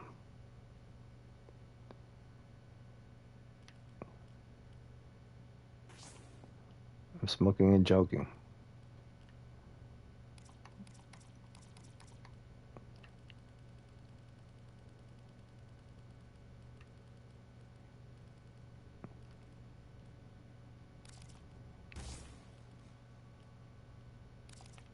Yeah, definitely.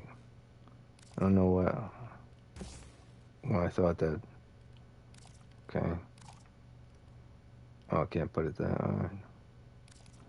Um, hmm. Definitely don't need this. And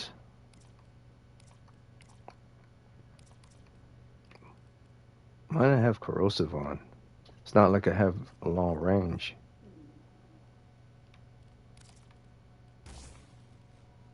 And yeah, this is the tank. You natural talent.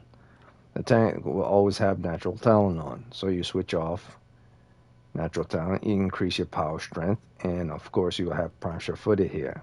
So this will be the tank. This is the all-rounder. 160. This is the tank. 140, even less, but at least more power strength. Yeesh. 7. Duration. It's blast the duration, man. Once again, duration comes in. Not. Damn, that's even worse. If I put on more efficiency and it went all the way up to 7. Jeez. It was worse than before with the efficiency. Okay, so now it's better now. 4. That's crazy. All right. Thought I would put on Streamline with this, having it at 140, but it made it worse. Yeah, so this will be the tank. Or should I say this will be the fast killer Warframe. For lasting longer in the missions, yeah. No. Actually, you know what? Now I'm thinking about it. This wouldn't last long in mission. This is just purely for killing. This is purely for killing. To killing quick. But you won't be able to stay in mission longer. Or, well, the point is not to stay in mission longer. The point is to kill as many enemies in mission while still holding up enough energy and efficiency to keep doing and staying in the butterfly mode. That's why I wanted to have on the 175. That's why I wanted the 175 on. And that's why I was saying the Umbra was on. I knew I wasn't tripping. I knew I was not tripping. So this is 175, and you have the Umbra Vitality on and Umbra Intensify on, and then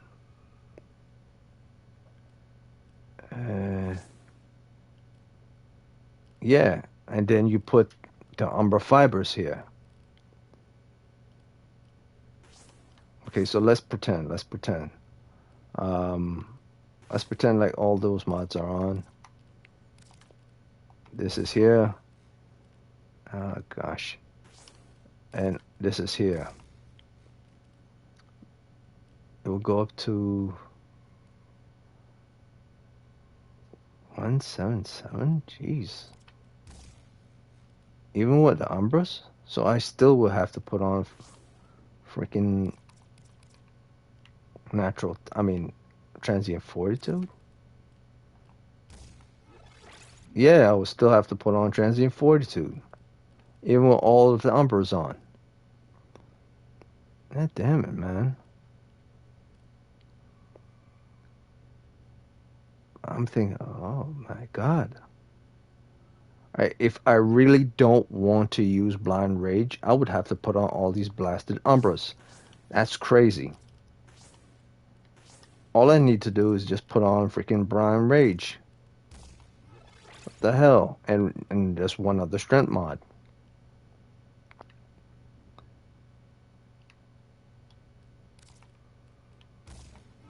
There you go.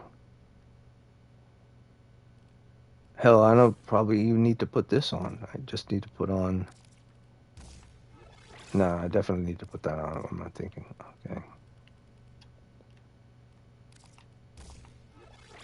Or I just have two on rather than all three Umbers and another strength mod. That's four strength slot. I just need two. The hell?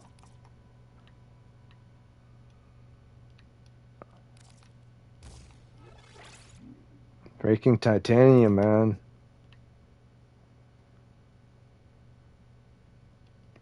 Everything is math in Warframe.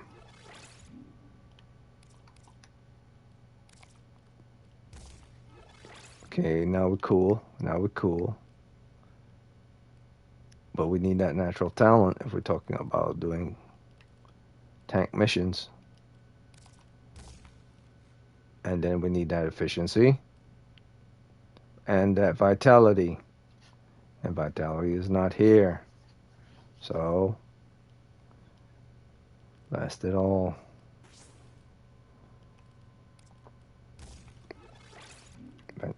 Put on vitality.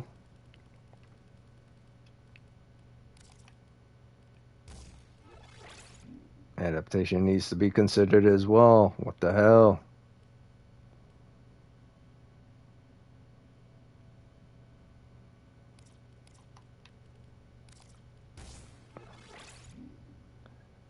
So now we do more efficiency. And oh no, it's not more efficiency, it's more duration. Because Streamline didn't do squat. And now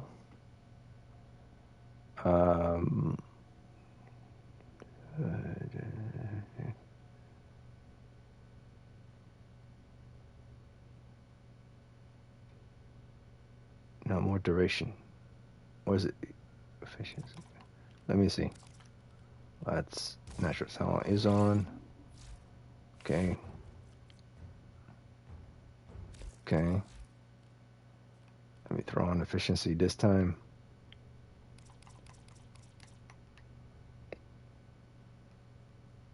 I ain't stressing the range. Screw it. Okay, so that was 4. It'll probably be worse. 4, 4, 4, 4, 4. 4.44. Okay. Let's put duration on in this place. See what happens. More duration.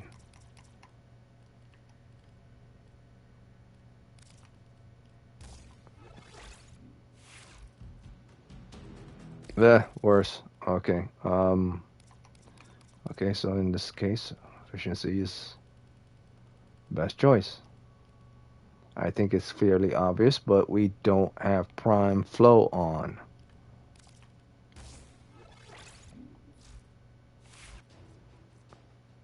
Now since 6, G Louise.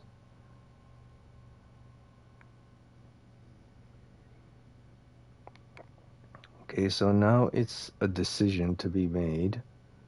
If we're planning on staying and using our 4th longer in missions, this is too much energy drain per second. The standard is 5, we're now at 6.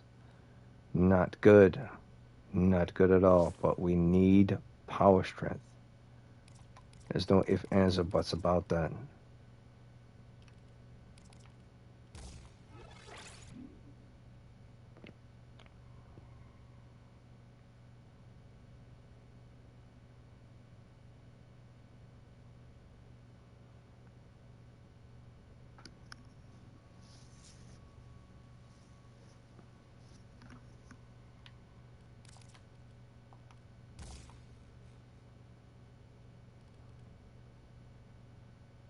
So casting speed is good. Efficiency, not so good. But now it's back down to 4, which is good. Um, Adaptation in order to resist elements, good. Have vitality on, have prime flow on, have a decent amount of strength on, and prime sure-footed. So there is the tank. And so there's the tank. But man, that efficiency is not enough. Efficiency is not enough. But you need adaptation on. You have to have adaptation on to resist high damage. So you cannot stay in the fourth for too long. And if I replace this with, I don't know, if I replace this with transient fortitude, I won't get it to 200. It'll be in here.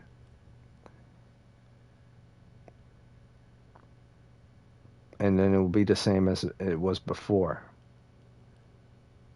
This will have to be the tank. The Umbra Vitality. Same as this one.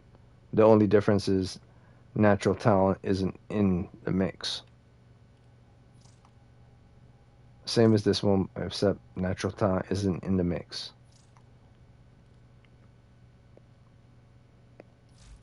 And duration, 8 seconds. Jeez. Same thing, but natural talent isn't in the mix. But now for your tank, it is in the mix. So this is all I could possibly think of. With an Umbra Vitality and an Umbra Intensifier, you hit that 200. You'll have enough efficiency to last long in the mission. You have at least 8 seconds, and in order to cast your Thorn and stuff, which is not good. But I guess when you're fighting tons of enemies all at once, you're not going to be using those abilities most. Your main priority is to stay in your fourth a lot. But then you'll have to be at 175 if you're going to stay in the fourth a lot. But not all the time. Because if I remove this, then this is completely horrible.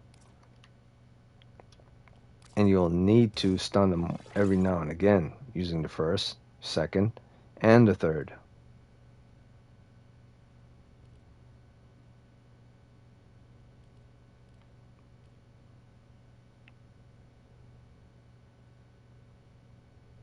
It's a huge gamble here, man. Turning on her abilities for a fourth is super quick, but for our other abilities, just to hold down and then do it on the enemies. I mean, for her fourth and her third, those are speed, but for the others, it's a hold down. So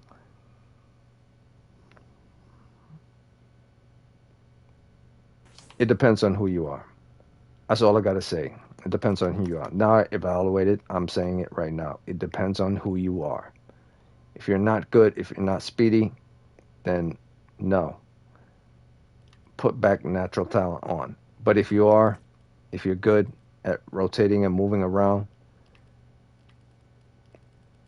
then you don't need it on. All you need is the efficiency in order to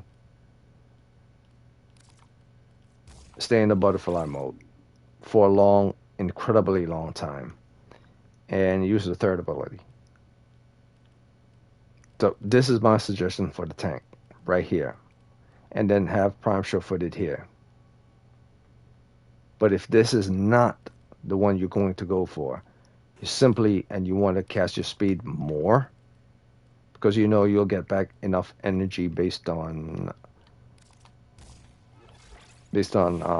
Arcane Energize, so you don't mind losing 2.96, I would say go for this. 100% go for this. And then put prime sure-footed here, because you'll always get that.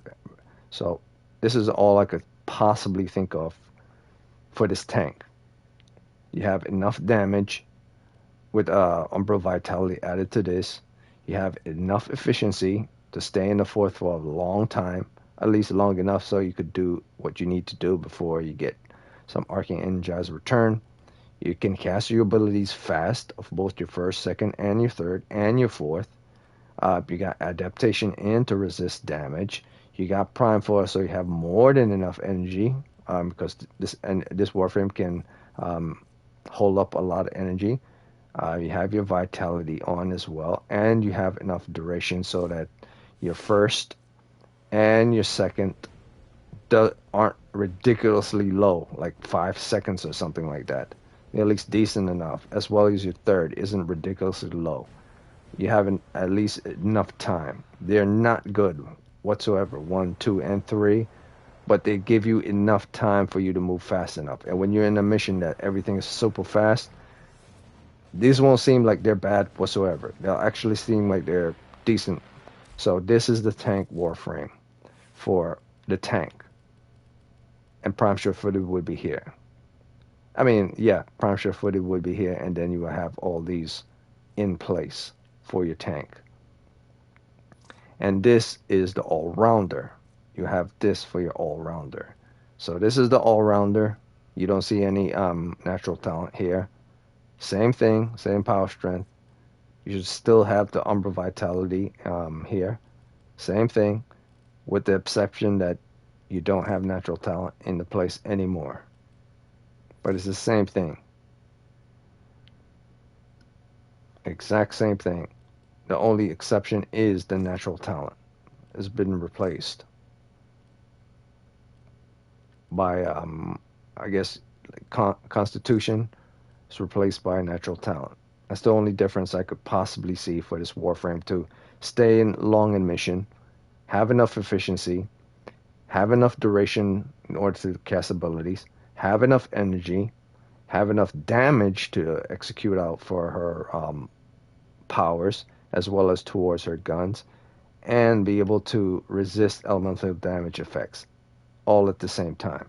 So that's all I gotta say with regards to Titania. That was her tank, and that was her all-rounder. I really just needed to show her all-rounder, but I wanted to get it down packed. So now I'm going to move on to the next Warframe. Let me see. Did someone send me a message? No. Okay, so now I'm going to move on to the next Warframe. It's important to state these things, and it's important to keep them in place, and it's important to understand them so that you don't have to go back and do it all over again and remember what you did. Just get it done right the first time so you never have to switch it off. And now we're moving on to, that was Titania. I said that we were moving on to Rhino next. And then from Rhino to Octavia. So Octavia is going to be tomorrow. Oh no, Octavia is going to be Saturday, because I stream Warframe for the builds on Wednesday, Thursday, and Saturday. And I play the random Warframe games on Monday. I have to double check my schedule. No, I'm correct. I'm correct. I stream the random games on Sunday, Monday, and Saturday. And I stream Warframe builds on Wednesday and Thursday today. So actually, I'm going to try to squeeze Octavia in right before next week, because Saturday is going to be a random game, and Sunday is going to be a random game, and Monday is also going to be a random game.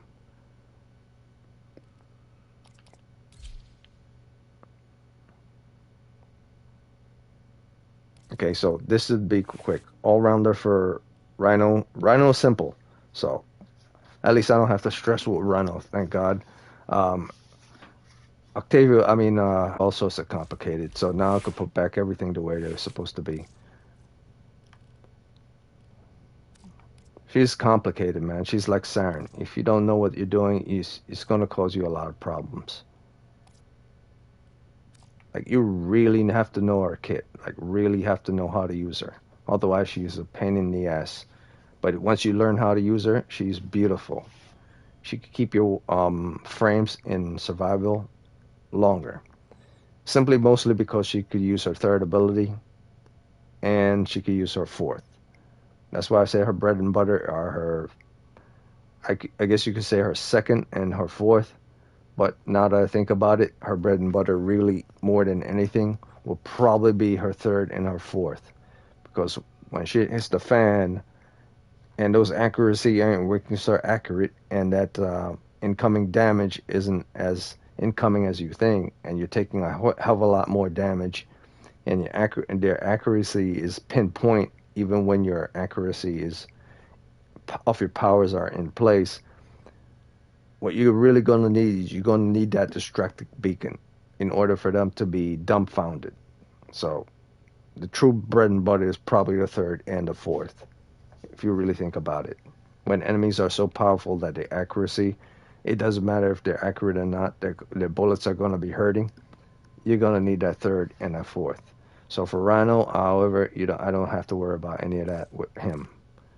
Um, the only thing you need to worry about Rhino is power strength. Power strength and armor. Power strength and armor. Duration depends on you. Range depends on you. But for this one, I am going with power strength and duration and armor. So, of course, I want to have adaptation on, but since he's on the ground, he doesn't need adaptation. Roller guard will work best for him.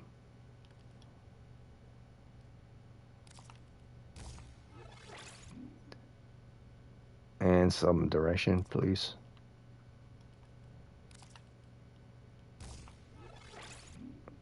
That's perfect. Probably don't even need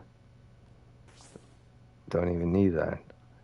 And do I want more ability strength? More. At least 250. Of course, pressure footed works when you're fighting extremely strong enemies. So in the meantime, just have on more power strength here instead.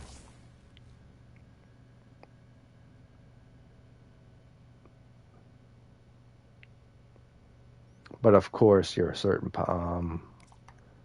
here there is an ability that's very good, and it's a syndicate mod.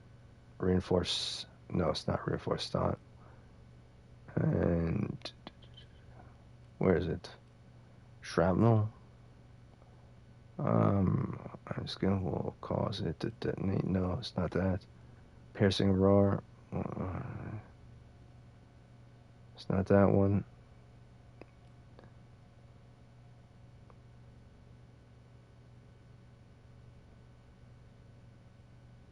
Not down. Suffer.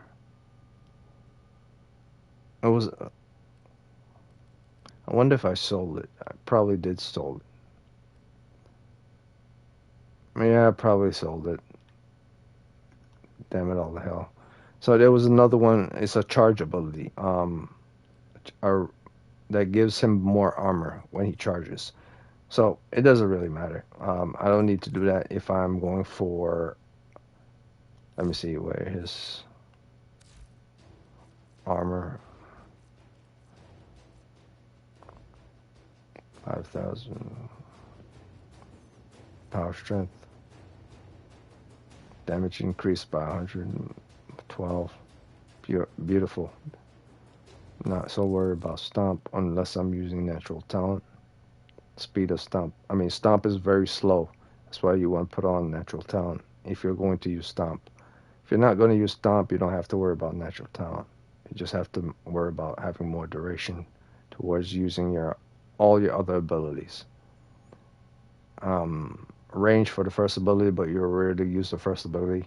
It's the second and the third ability that's the most important with Rhino. So more power strength, please.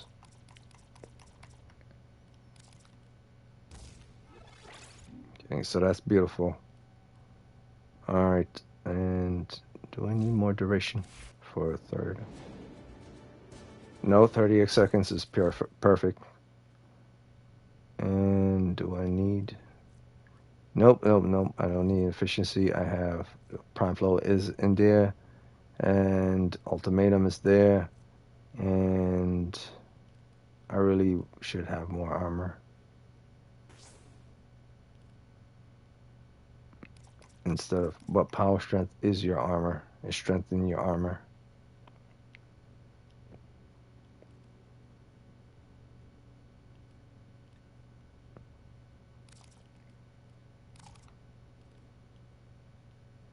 Thinking about it, should I have more armor?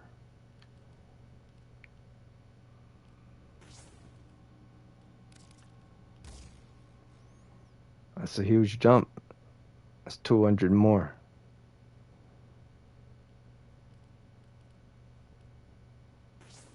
But power strength. This is also a huge jump.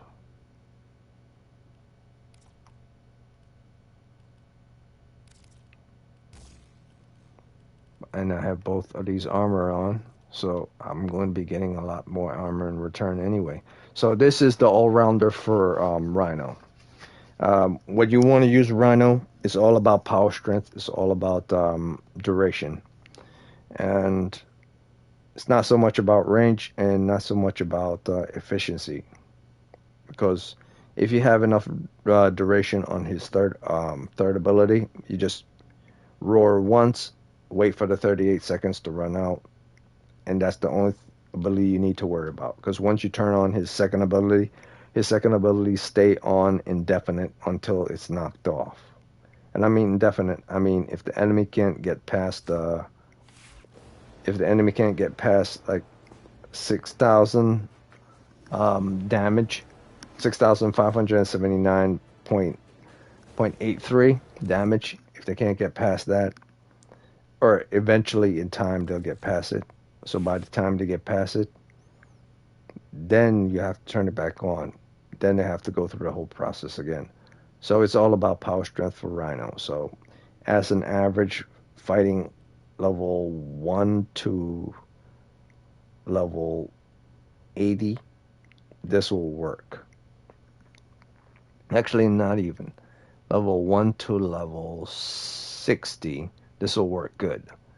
It's after level 60, that's when they'll start to knock off this real quick. So 300 power strength is what you should go for. But this will be, let me see how long this will be. Off the roar. 21 seconds, that's not bad. That's not bad at all. Alright, so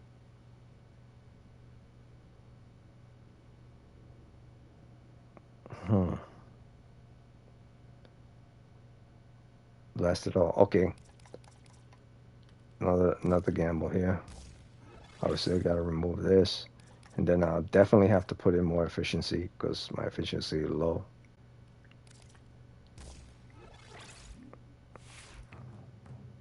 How much do you see here? 60, 90. So full 150 for both of these abilities. How much do I have? So I could cast it twice. So I could cast it twice, or about 3 times. It's not good whatsoever.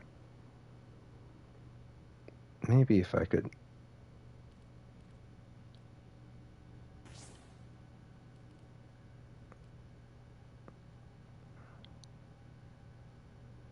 No, but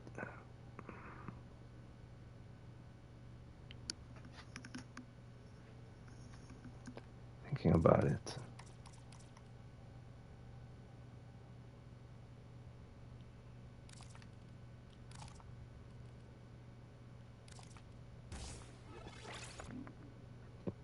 No, it won't work. Blast it. Alright. No.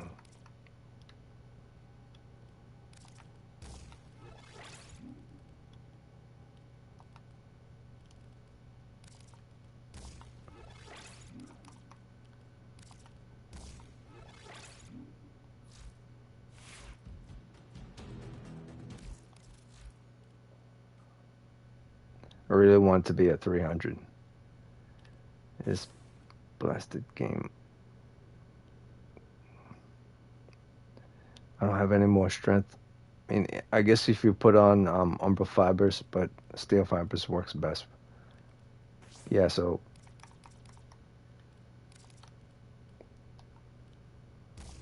Come on.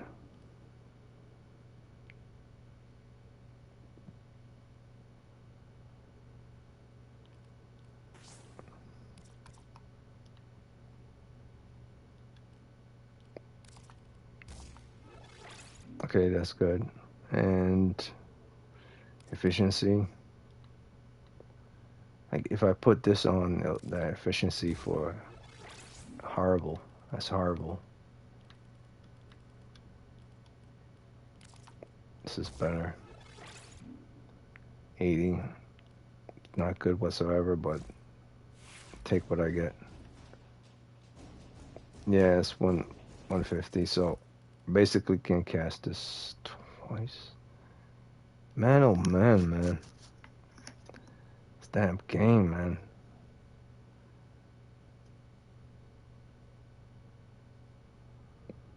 How much power strength does he have? 8,000. Alright. So 2,000 more do I have to take before knocking it off.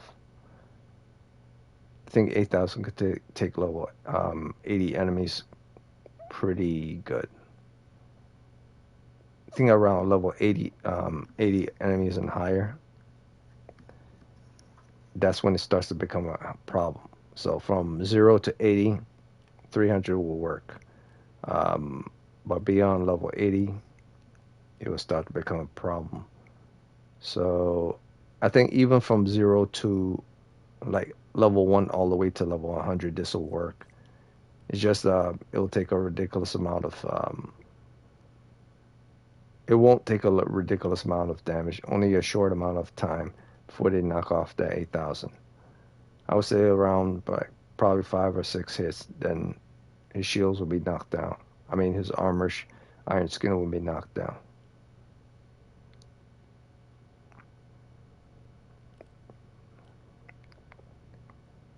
But we're not going for a tanky. We're going for all round. That's why I say this is fine.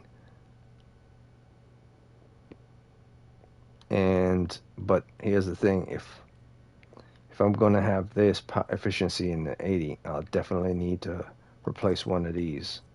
It'll suck, but at least I'll be able to get more energy in return, so I could turn back on my powers rather than waiting for the other ones that doesn't give me energy fast enough. So I really wanted to have like a lot of armor, but my power strength is more important than my armor. So this is good. This is the all-rounder I need for Rhino. Right here.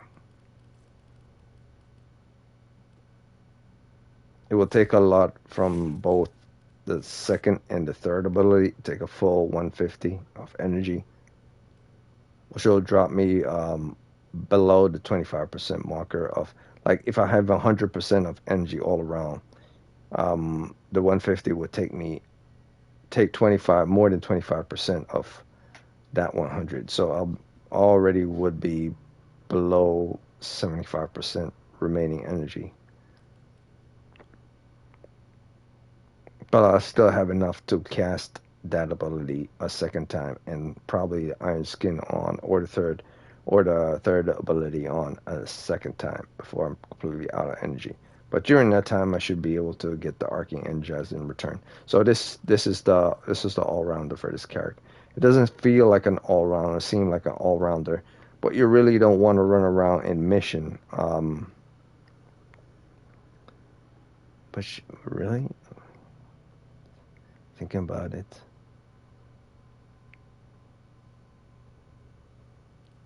if I if I put on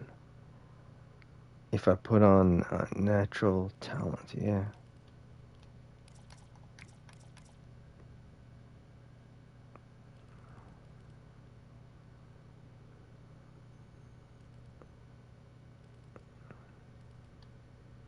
Or narrow mind, not natural talent. Put on narrow minded here, and rolling guard here.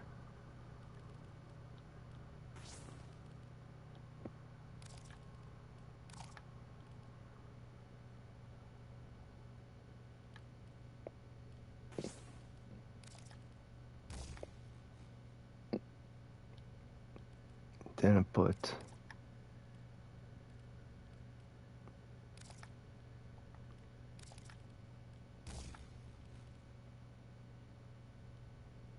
Give me a break, man. All right, so basically what I'm trying to say, if um if I put narrow-minded on, it'll reduce my range. I don't really care. But if I have this and then the last slot here for efficiency, I'll put on streamline, put it here, I'm good. Because all I need to do is have this on. And then this will be maxed out at the most, and then you'll be in the 300 range. And then you have streamline here in order to have a little bit more efficiency than what's here. Now you have more duration, which allows you to have roar at almost a full minute. So you'd be almost a full minute with roar on. So this is good. This is very good. Blasted man, but so I was considering.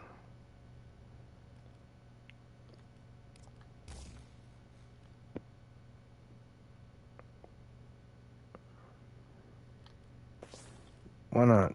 Why not? Why not? There you go. Why not? So now I'll test this in mission.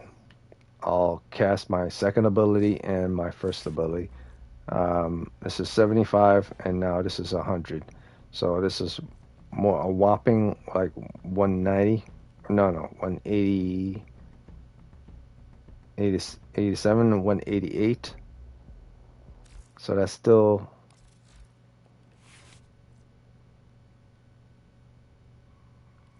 Oh shoot, I forgot. Damn it.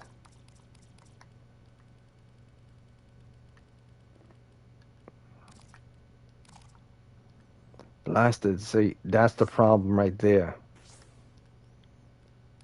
You have to have prime flow on. You have to have prime flow on.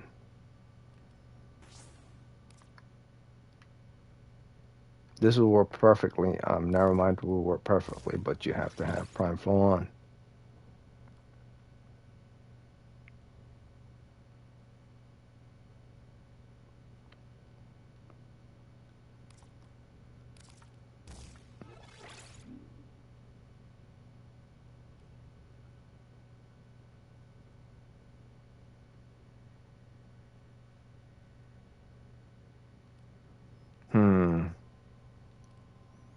This is good. Okay, so this is good. This is good. I'm thinking, is anything else missing? Okay, I have enough strength. I don't care about the range. The efficiency is Garbage City, but at least I have enough prime flow to cast ability twice and energize to replenish over time. The duration is great because it's almost up to a full minute, which gives me enough time to get energy back so I could do it again. And yeah, this is a full almost 180. So yeah, I could do the ability a second time within that 1 minute proc period. And my iron skin is 8,000 and change. I mean, I really wish I had more efficiency, but beggars can't be choosers, so this is perfect, I guess. And then you would go with prime sure footed if you're running tank, but if you're not running tank, you can add more power strength.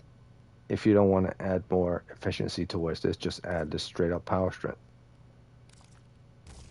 Because once Rhino's iron skin is on, he doesn't feel knockdowns. As long as his iron skin is on.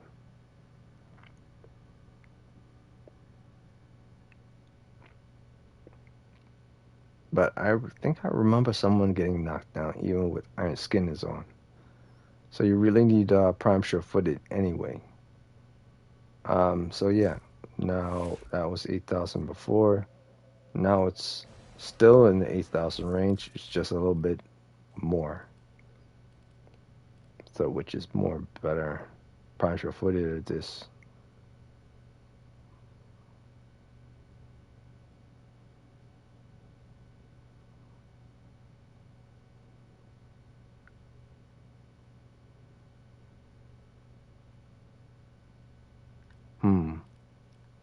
All right, all right, all right. All right, enough speculating. If I put coaction drifts with regards to this, it'll still be 25%. I'd rather have a flat out power attached to this. Yep, this is it. This is the build for the all rounder for Rhino. All rounder, good duration, long duration period. Efficiency, garbage city, but energy is substitute towards that. Range for this Rhino is irrelevant because as long as you have power strength, you don't have to worry about crowd controlling anyone. Rhino's really not meant to be crowd controlling if you're doing an all rounder. Running with him, he's mainly meant to taking shots while you do killing. The only time you use Rhinos are all rounders on defense missions where you have to do stomp and have a range at least minimum of 100. And then you have natural talent on for that. And strength beyond 300. So yeah, so this is a good all-rounder. Might not seem like a good all-rounder because the efficiency is guard by city, but you always have arcane energize, you always have prime flow, and you have more than enough duration on your third ability. More than enough duration on your third ability to wait for energy to come back to you. Same for Iron Skin. Your invulnerability is 8,000. Yeah, 693.83. So unless they're hitting, I don't know, in the 3,000 range per the second, which they won't be doing that unless they are in the level 80 to level 100. Yeah, I wouldn't be worried about it. So yeah, enemies going. I'm slurring all over the place. Enemies going from level 1 to level 50 won't become a problem. It's just enemies starting moving from level 50 going up starts to become a problem. But they don't really become a real dire problem until after level 80 to level 100, which means you might have to throw on your ability more than twice in order to defeat most enemies. But as I said, you will always have Arcane Energize to give you that little extra boost of energy, which means you'll be able to deal with enemy regardless. So level 0 to level 100 enemies on this build is fine. Or if not level 100, level 0 to level 80 for this all-round build is fine. So I'll test it in mission.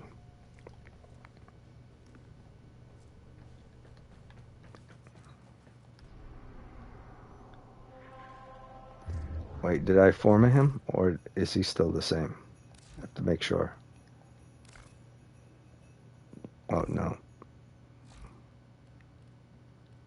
Equipment, arsenal. No, he's not forming.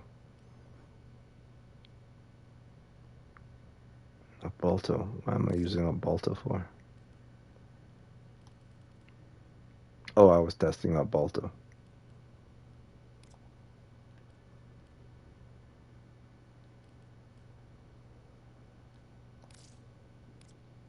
Let's see. Blah, blah, blah.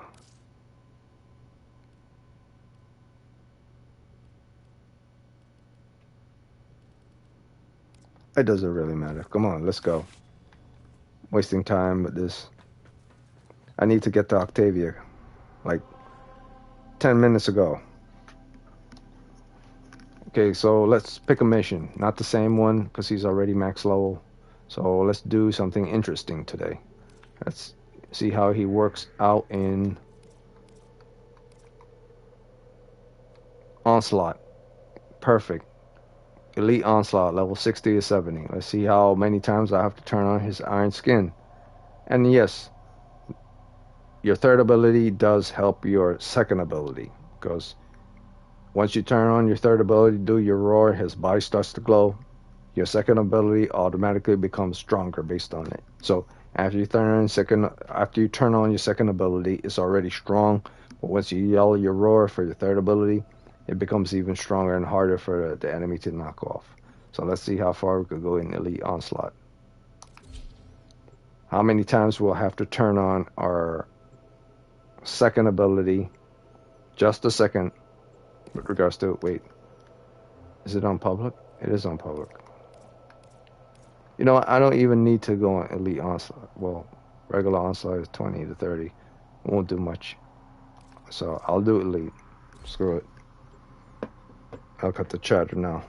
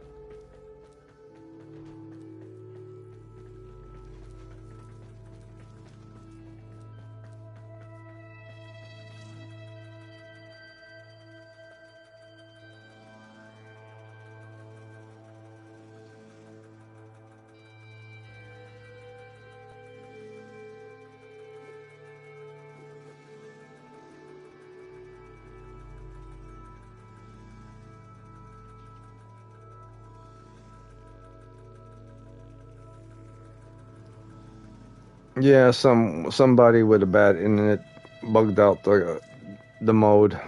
That's why this is happening. Once that person leaves, it should go back to normal.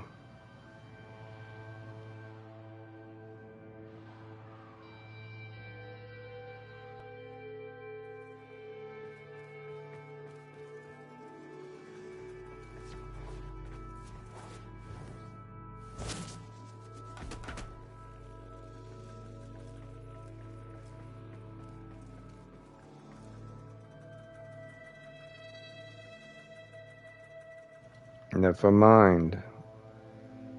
Apparently, it's bugged. Somebody went inside, or correction, it's counting people going inside, but nobody could get inside. So it's bugged. So I'll try it one more time. And if it happens again, then I won't do Onslaught. They'll have to fix Onslaught. I'll try a different mission.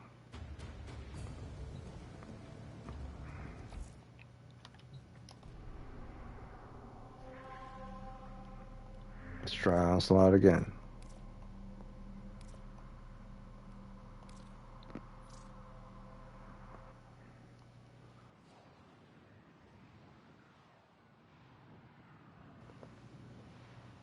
If it's bugged out again, it's definitely an internal issue. It's not have anything to do with anyone's internet. So they might have to check that tomorrow if the issue pops up again.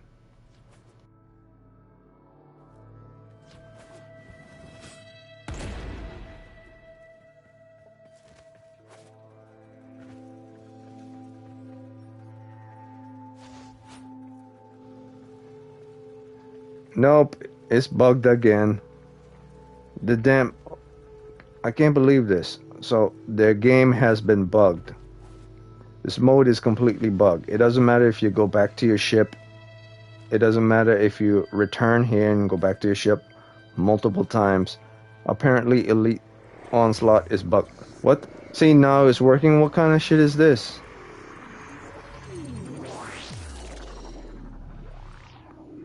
Whatever. It works. It works when it works, I guess. Okay, so Iron Skin is on, and I still have enough energy to do the third ability. So I need to be near Warframe, so I guess he ran out of range. Too bad for you. Alright, so now my Iron Skin has been double in strength. So I'm not worried about doing my fourth, the Stomp, and I'm not worried about doing the first. Those aren't my concerns. That's why Rhino, as great as he is still considered a mid to high level tier Warframe. Because it's not majority of his kit works. It's only like 2 of them really work.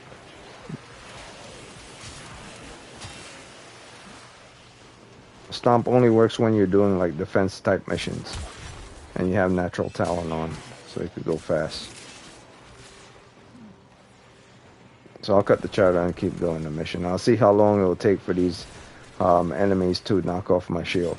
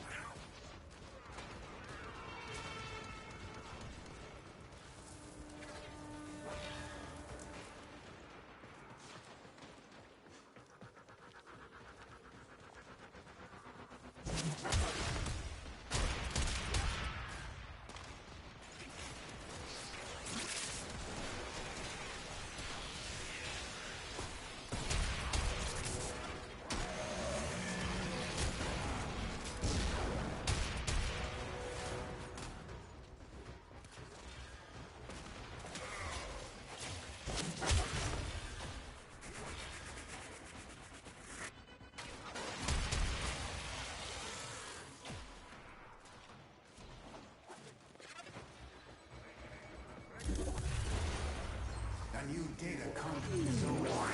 Our experiment moves to a new zone. With each data conduit jump, the experiment's design dictates increased efficiency. I trust you will be able to complete this study, Hunter?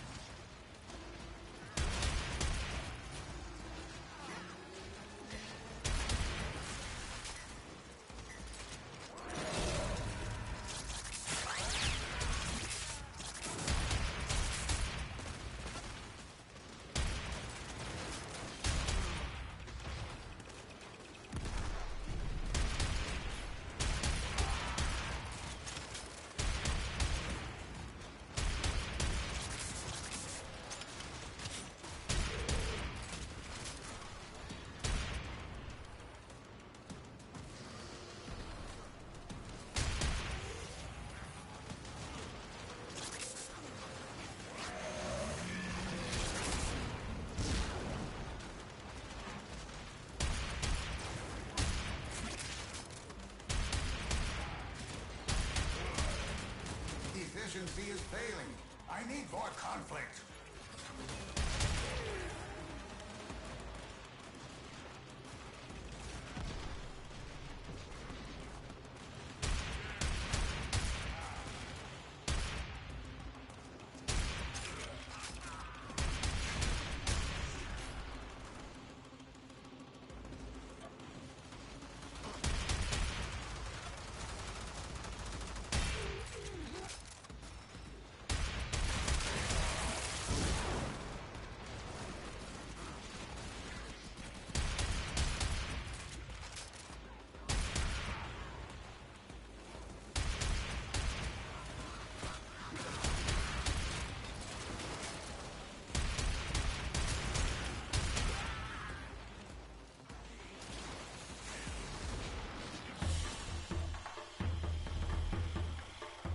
Hunter, the sanctuary will go on without you.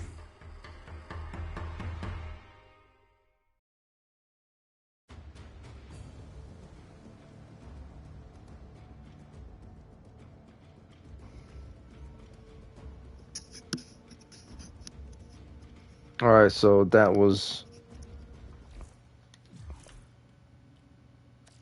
Elite Onslaught. That wasn't good whatsoever at all. But you don't really bring someone like Rhino to Elite Onslaught anyway, because he's not a crowd control Warframe. You need to use a crowd control Warframe for Elite Onslaught, simply because he spawns in a lot of enemies within the um, the surface area, within the location, within the templated map, or within the tile set itself of the 3D model area, or the area that the enemies are going to be in, and he spawned them all over the place. So it's not like you could. They're all appearing in the same location. They spawn in different locations, so you have to find them. So he needs to see the efficiency of your performance in combat based on not only stronger enemies, but how fast you could kill the enemies based on where he spawned them, and how long it would take for you to collect the energy or whatever he gives you in return for how many enemies you're killing. So he spawns them randomly at different places all over the place. So in order to kill enemies at various random places, you will have to have a Warframe that does a lot of crowd control abilities at further range. So that's one thing you have to remember when it comes to playing Onslaught. But that's not the whole point of this video. The point of the video is to see how many of these zones I could do before my iron skin came off. Um, it basically shows only 3 um, zones I could do before the iron skin comes off.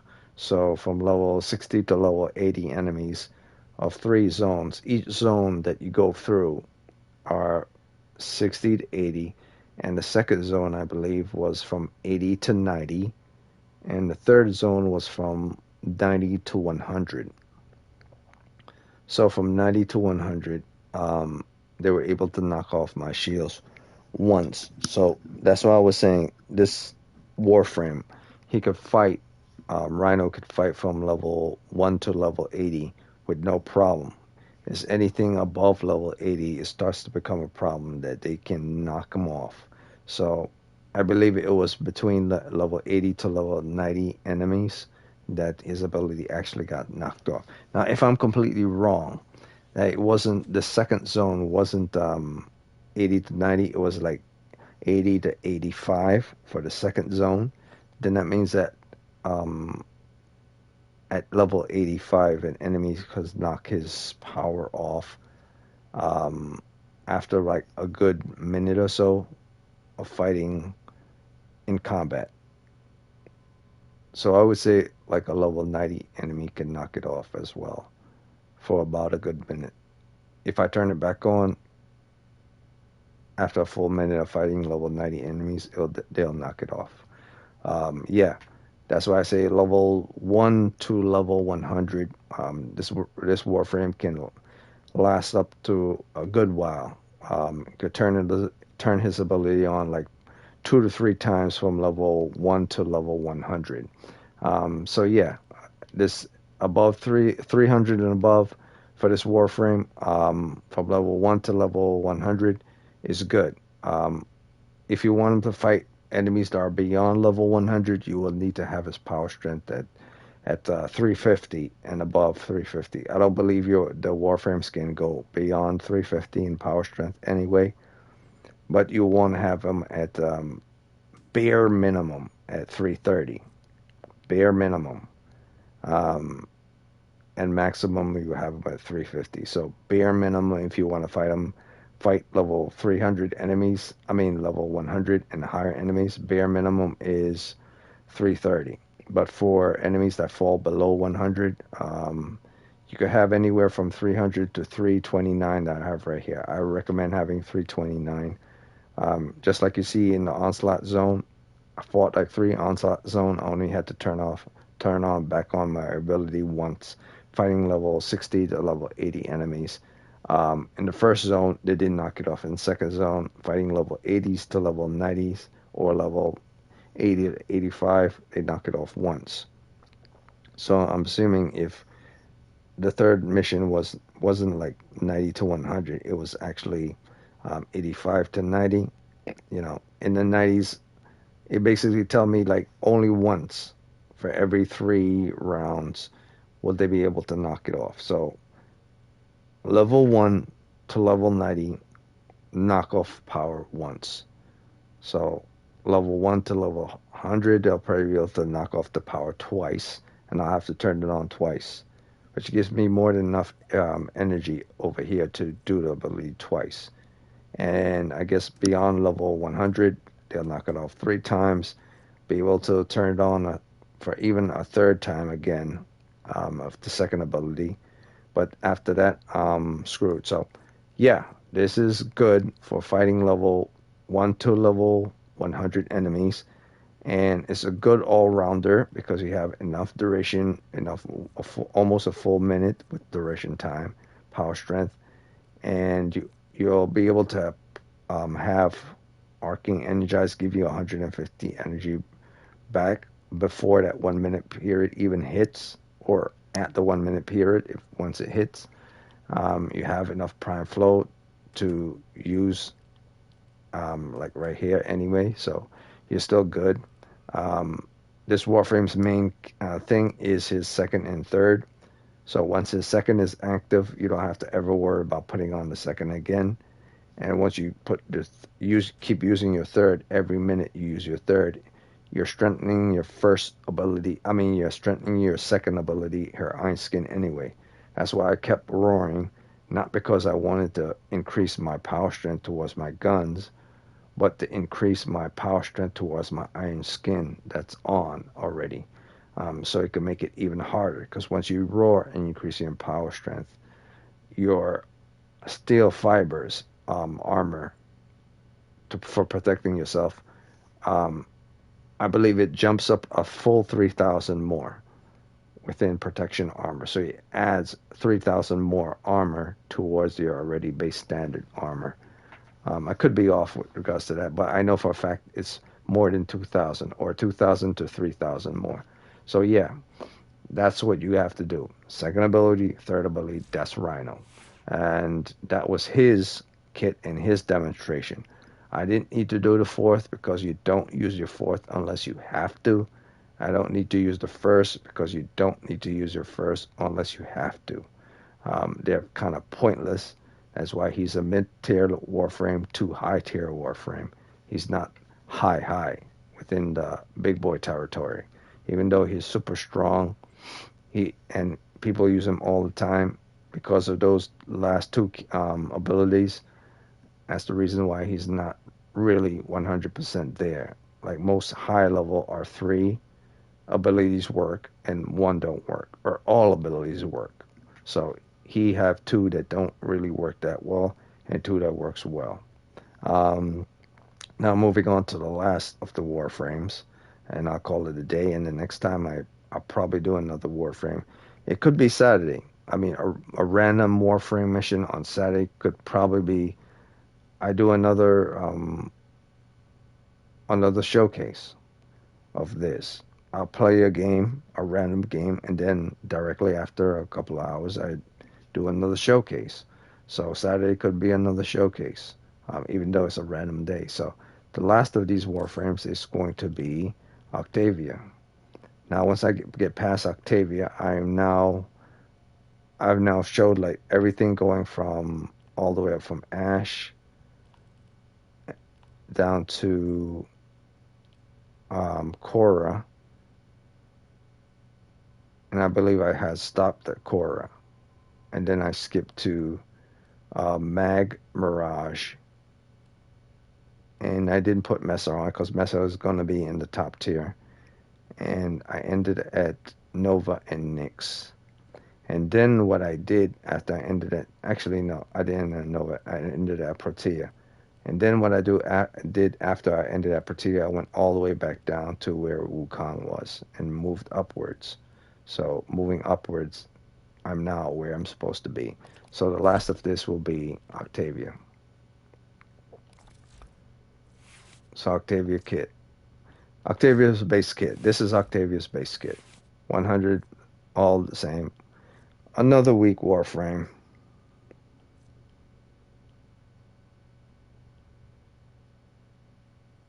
Well, I wouldn't say she's that weak, but yeah, she's weak. Um, when when any Warframe has low armor, they have to have high shields.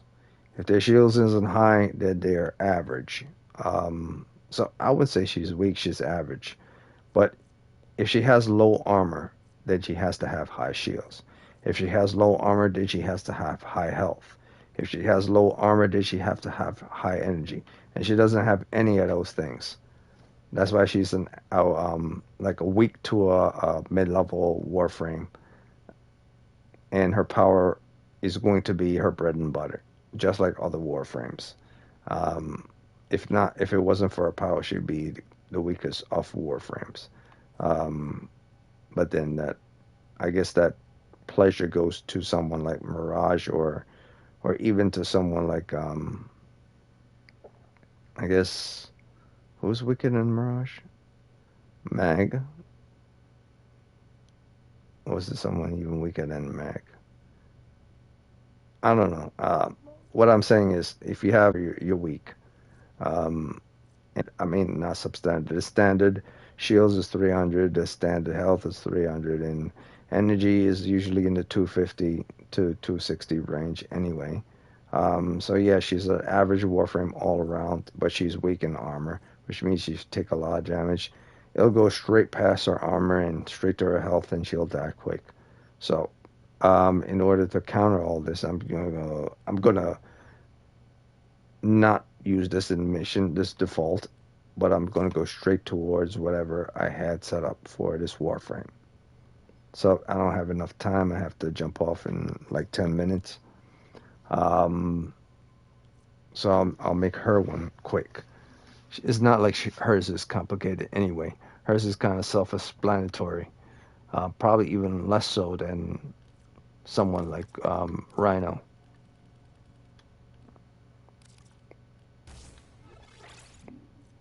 So easy understanding for Octavia. Lots of duration. Don't have to worry about range and power strength. With these things on, then you're golden. Because with lots of duration on, this will stay on for almost a minute. It won't have good radius, but it'll stay on for a full minute. This will always stay. Also, will stay on for almost a whole full minute. This will also stay on for almost a whole full minute, and so on and so forth. And this will stay on for like 76 seconds, so less than a minute. But I mean, more than a minute. What am I talking about? Less than a minute. More than a minute. So this will stay on for much longer. And the multiplier is about 0.39 to 3.1. I would say it's about average. 3 times the multiplier. Really want to have that up to like 4 times to 5 times multiplier. That takes a lot of energy though. So let's see. Yeah, I don't have on any efficiency, so maybe I should do something about that.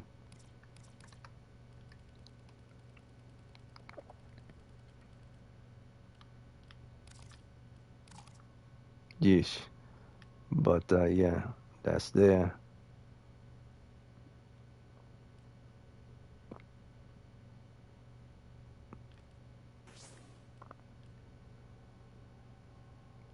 Let's try it again. And this time I'm going to try something very different. And health. Yeah, I thought that would work. I guess that's good. And efficiency.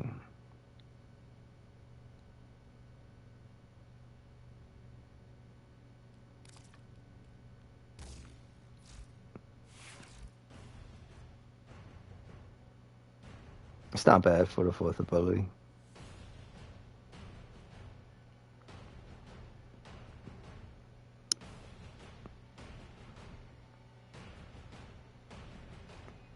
Yeah, lasts past a minute. Not bad at all, not bad at all. I think I had Hunter Adrenaline on simply because I wanted to get consistent energy in return. Um, but if I have Prime Flow on this on, I don't have to worry about it. Yeah. So the mallet, I want that. Okay, so yeah, this is the all-rounder for this character. As an all-rounder, she doesn't need that much range. As an all-rounder, she doesn't need that much power strength. As an all-rounder, she does, however, need a lot of duration. Why I say that? Because she's a buff Warframe. She buffs, and you want your buffs to stay on for as long as possible.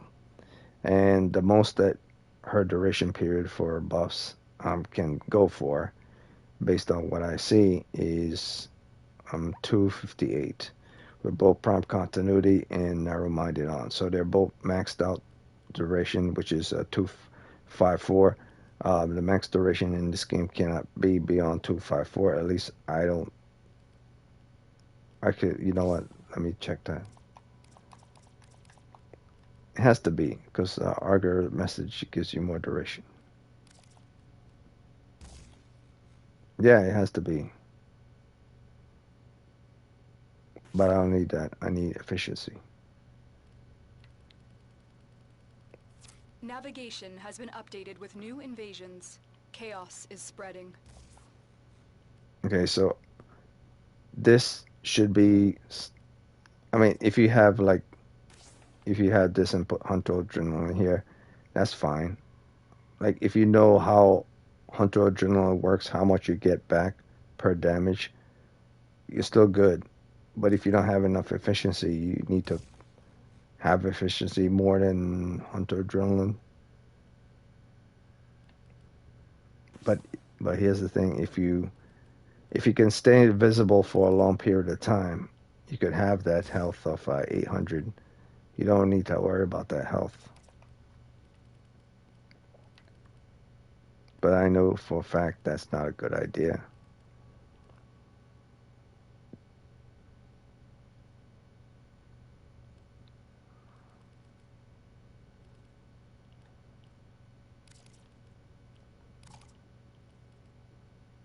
Wouldn't work anyway.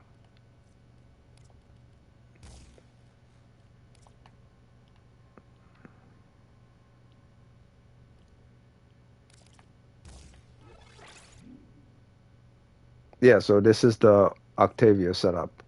Only reason I have corrosive projection on is because she has like this little mallet ball that rolls around and lures enemy towards it, like a little distraction ball that runs around like a little disco ball, rolling around like BB-8 from Star Wars or something and attracting enemies, while at the same time doing damage to them while it's luring them. So yeah, as long as it's doing that, corrosive projection is going to be on the enemy that gets close to it. That's why I have corrosive projection. There'll be their armors will lower based on that power that's on. That's the only reason I have corrosive projection on. So the mallet could use the corrosive projection ability, or at least once I cast it, the aura of my body would radiate the corrosive projection. But I wonder if it works with one of my powers as well. Typically, aura works on the Warframe itself. So maybe I should just...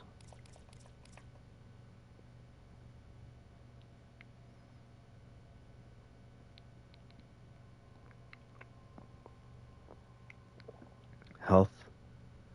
I believe health will work best here. Increasing my power strength won't do jack squat because it's not about power strength. I just want to stay invisible. Um, I mean, if I increase my power strength, I have more multiplier.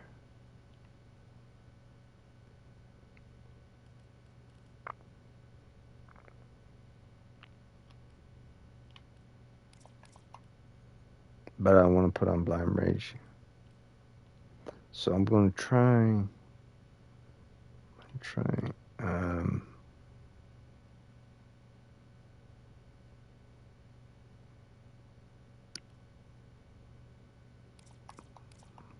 have enough to do that.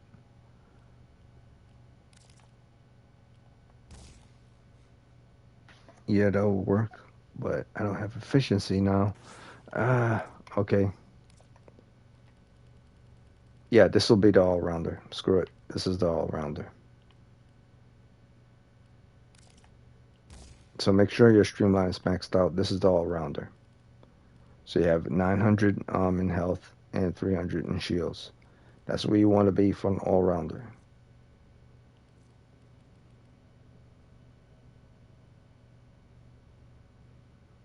Yeah, I can't think of anything better. Um, Mad duration period is good. Um, Efficiency should be 130. Because this Warframe is going to be casting multiple times over and over. Strength of 155 should be the standard. It really should be more strength, but standard should be 155. And you don't have to worry about energy coming back to you because if you have maxed out energized, you're good. And depending on what weapon you're going to use, whether it's melee or when it's firing or whether it's pistol, you put it in your second slot. So I'm at...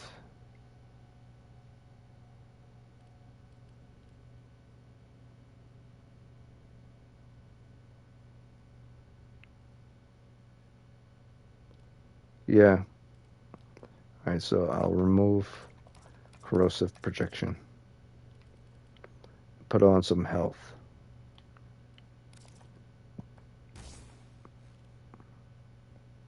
And then get something like probably should put it here. But that's in it in a nutshell. That's it in a nutshell for this Warframe build. Um, Adding more strength to her here won't do much of anything. Corrosive projection, it's more like an aura that's around her, and it doesn't have enough range anyway, so I took it off. Um, I could put on pistol amp or something like that, depending on what I'm trying to do.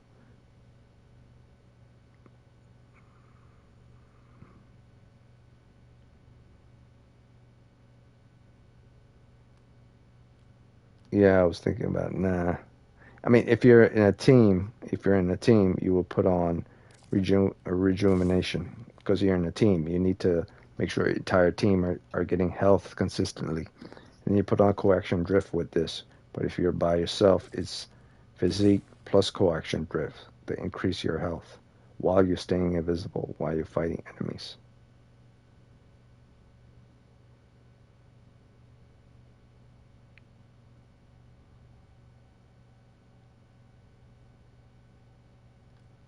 Yeah, I can't think of anything better. All right, so this is the setup. Energize, more energy, does this. Oh yeah, this is it. This is it. This is the all-rounder. And then you put coaction drift here to boost this. Or if you're going for like a die hard, like enemies above level 100, you put prime shift footed here, and you obviously have to switch this out with a natural talent. So yeah, but for right now, this is the all-rounder for this Warframe. I'll test it out in combat. The sole thing is to make sure she stays invisible over a period of time. So I'm going to pick Plains of Eidolon for this. I'll fight random enemies in the plains.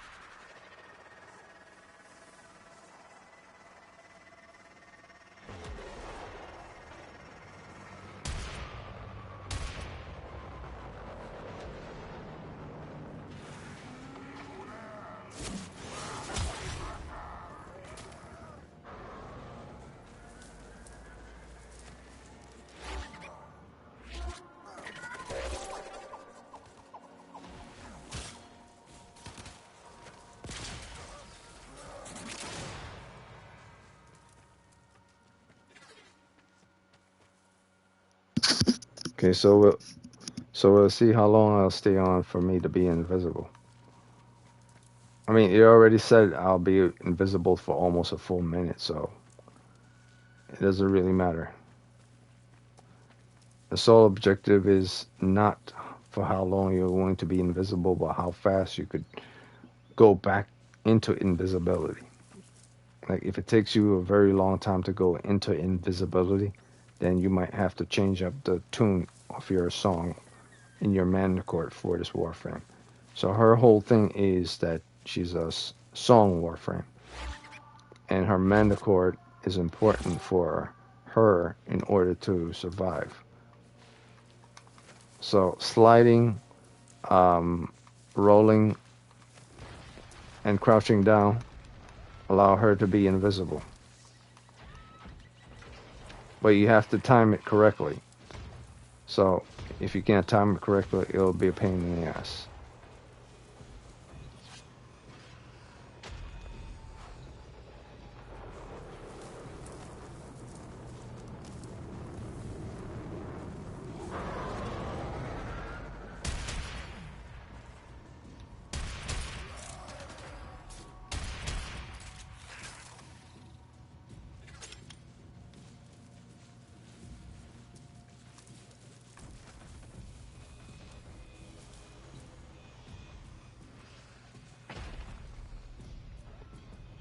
the hell? I didn't waypoint that. Maybe I accidentally did it. Yeah, I accidentally did it. Alright, so here I'm rolling. Crouching.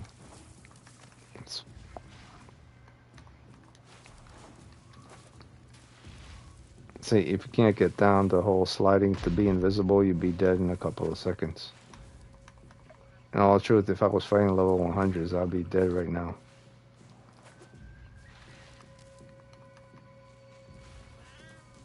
So you have to change the sound for your Warframe's ability. You have to change the music.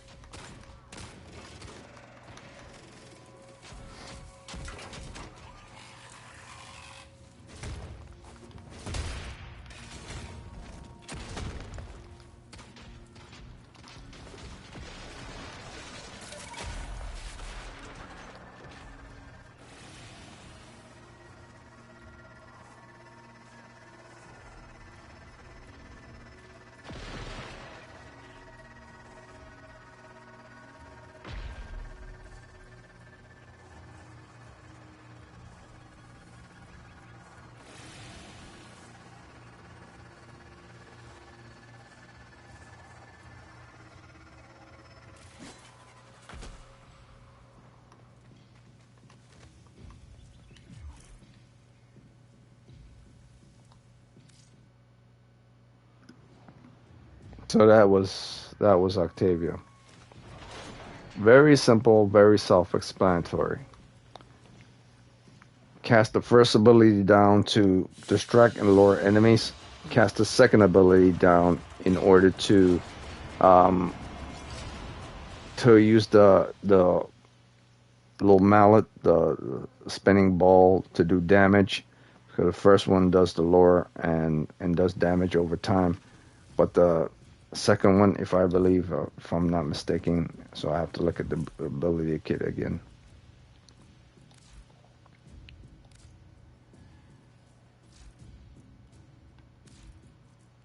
The second one does launch a roller. No, the second one is the roller ball, the little mallet, and the first one is the rhythm beats. Damage into nearby enemies and draw their fire. Damage inflicting on mallet increases damage. Yeah, so the second one is the roller ball, the resonator, the little disco ball, rolling disco ball, and the second one is, the first one is the beat.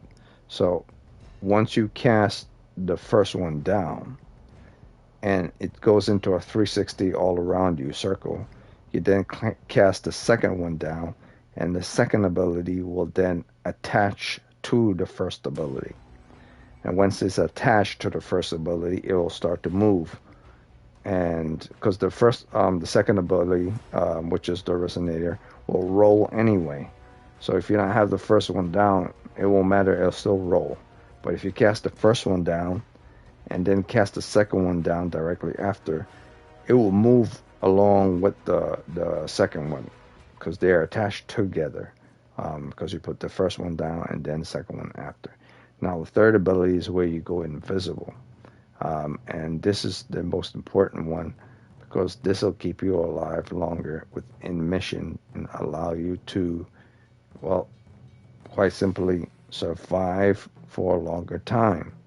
You don't have to worry about too much because as long as you're staying invisible for 1 minute or even less than 1 minute, but beyond, if you're beyond 45 minutes, you're still good. But I would always suggest to have at least a full minute with regards to being invisible. So the first two are synergized towards each other, and their sole purpose is to do damage overall and to do crowd control. Laura and do crowd control. They're both synergized together. The third ability is mainly for you the Warframe, that are using this Warframe. And yeah, it's to make you stay invisible so you could do a lot more killing, and it has a multiplier amount and it does a lot of multiplier damage. So this is probably the highest multiplier Warframe in the game. Um, I guess Volt will be a little higher, but I don't know 100%. So all I know is first, second ability does distraction. Third ability buffs you and gives you a little edge. And fourth ability,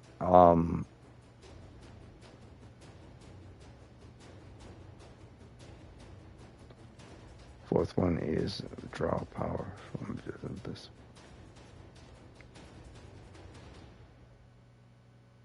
Amplify damage. Alright, so I hardly ever use the fourth, but when I do use the fourth, it's to amplify my power output anyway. So unless I am needed in a specific area, um, I won't ever use the fourth. It has to be designated in one specific 360-degree area because it does not move like the first and the second ability do. They move regardless of where you're going. It moves. It's a stationary thing, an ability. It's a stationary ability. Amp is a stationary ability, and it's on the ground, and it's good, and it's useful towards you, and it helps within your combat, but it's not something that you will use all the time. Your second and your first ability is what you use most of the times in order to keep enemies at bay, and third ability in order to stay invisible. So this is where you finally meet one of the Warframes, top tier Warframes, in my opinion. But technically, she's not really top tier because it takes a while for her third ability for you to crouch down or to roll or to slide to be invisible. So typically you would think, yeah, she's top tier because her third ability allows her to be invisible for so long. She kills so many. But to activate it takes a long time and it's ridiculous.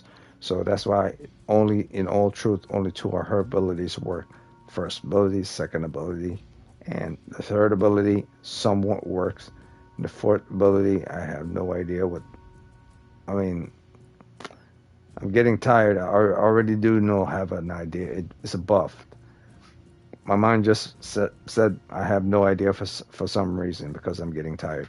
So 10 minutes was 10 minutes ago anyway. I was supposed to jump off, but I already expressed it. It was expressible, all the abilities in combat, first, the second, and I used the third. I didn't use the fourth because it's not something that you need to use at all times. It's just something that you need to buff when you need to use it, only when you need to use it. The first, the second, and third are the ones you're going to typically be using all the time. And the third only works if you've changed the beat within your mana core. So in order to change the beat within your mana core, you're now within your arsenal and you see the character. You scroll over the character's name like here and you press square for appearance. And once you're in square for appearance, this whole drop down menu will pop up. And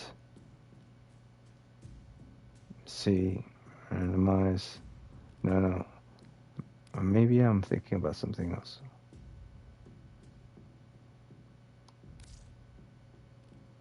No, I'm not thinking about something else. Attachments. No. Did he change Manticore? I wonder.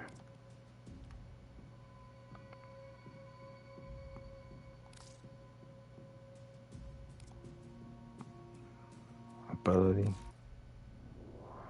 I wonder if they changed it.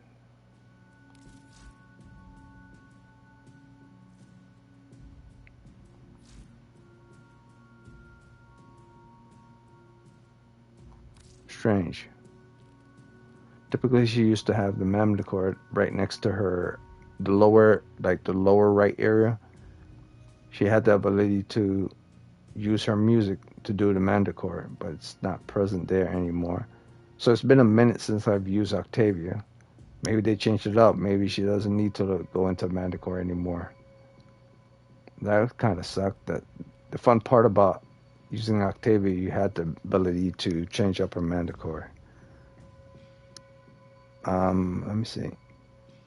It's not toggle. Definitely it's not sigil.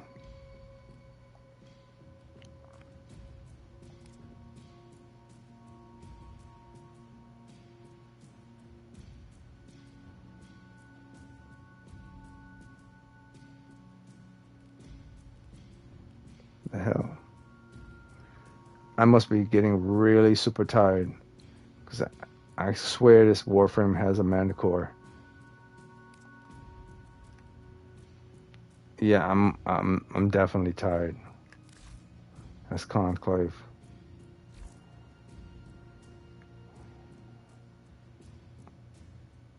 It's definitely not in upgrades. Or did they switch it to upgrades? Or to do no, it's not here.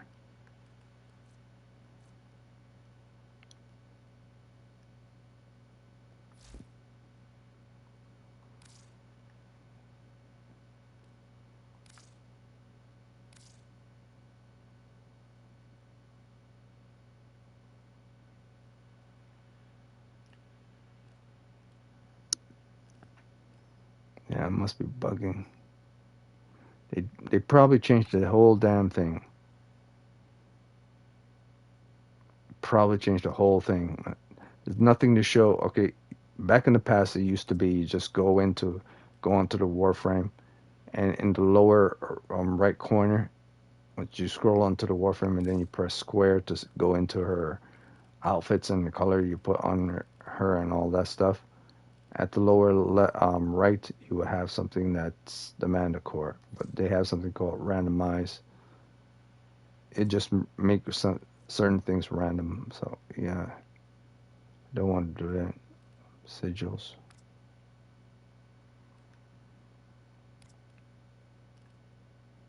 Oh yes, it's see, it's staring me right in the face. It's no longer something on the side. It's staring me right in the face. This is how tired I am. It was right in the face the whole time. Can't even see the Manticore.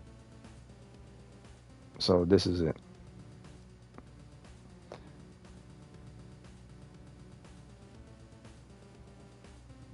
So in here, you're able to change up exactly how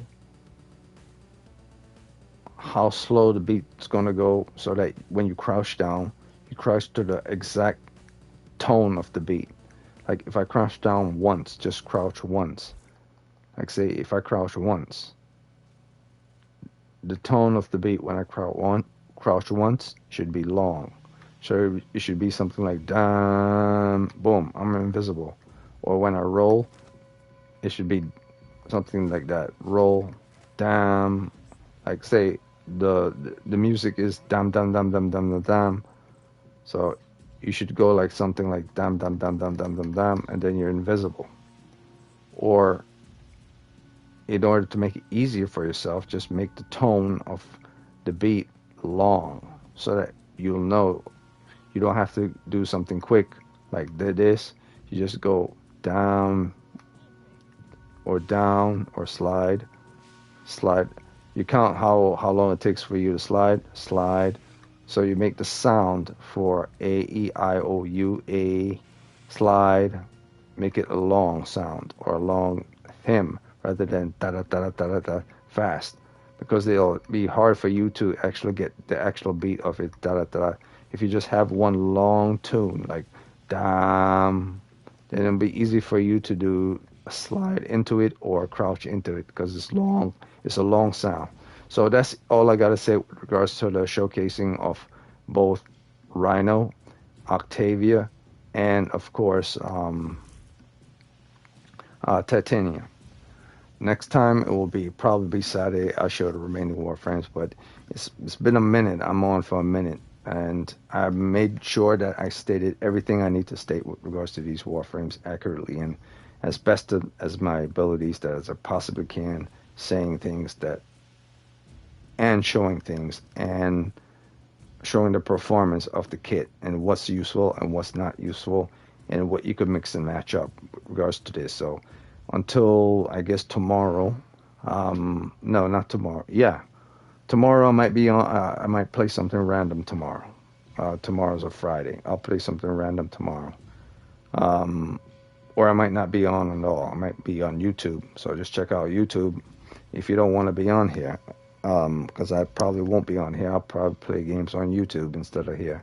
And then I'll wait till Saturday to jump back on here. So that's it. I'm out. And thank you for watching.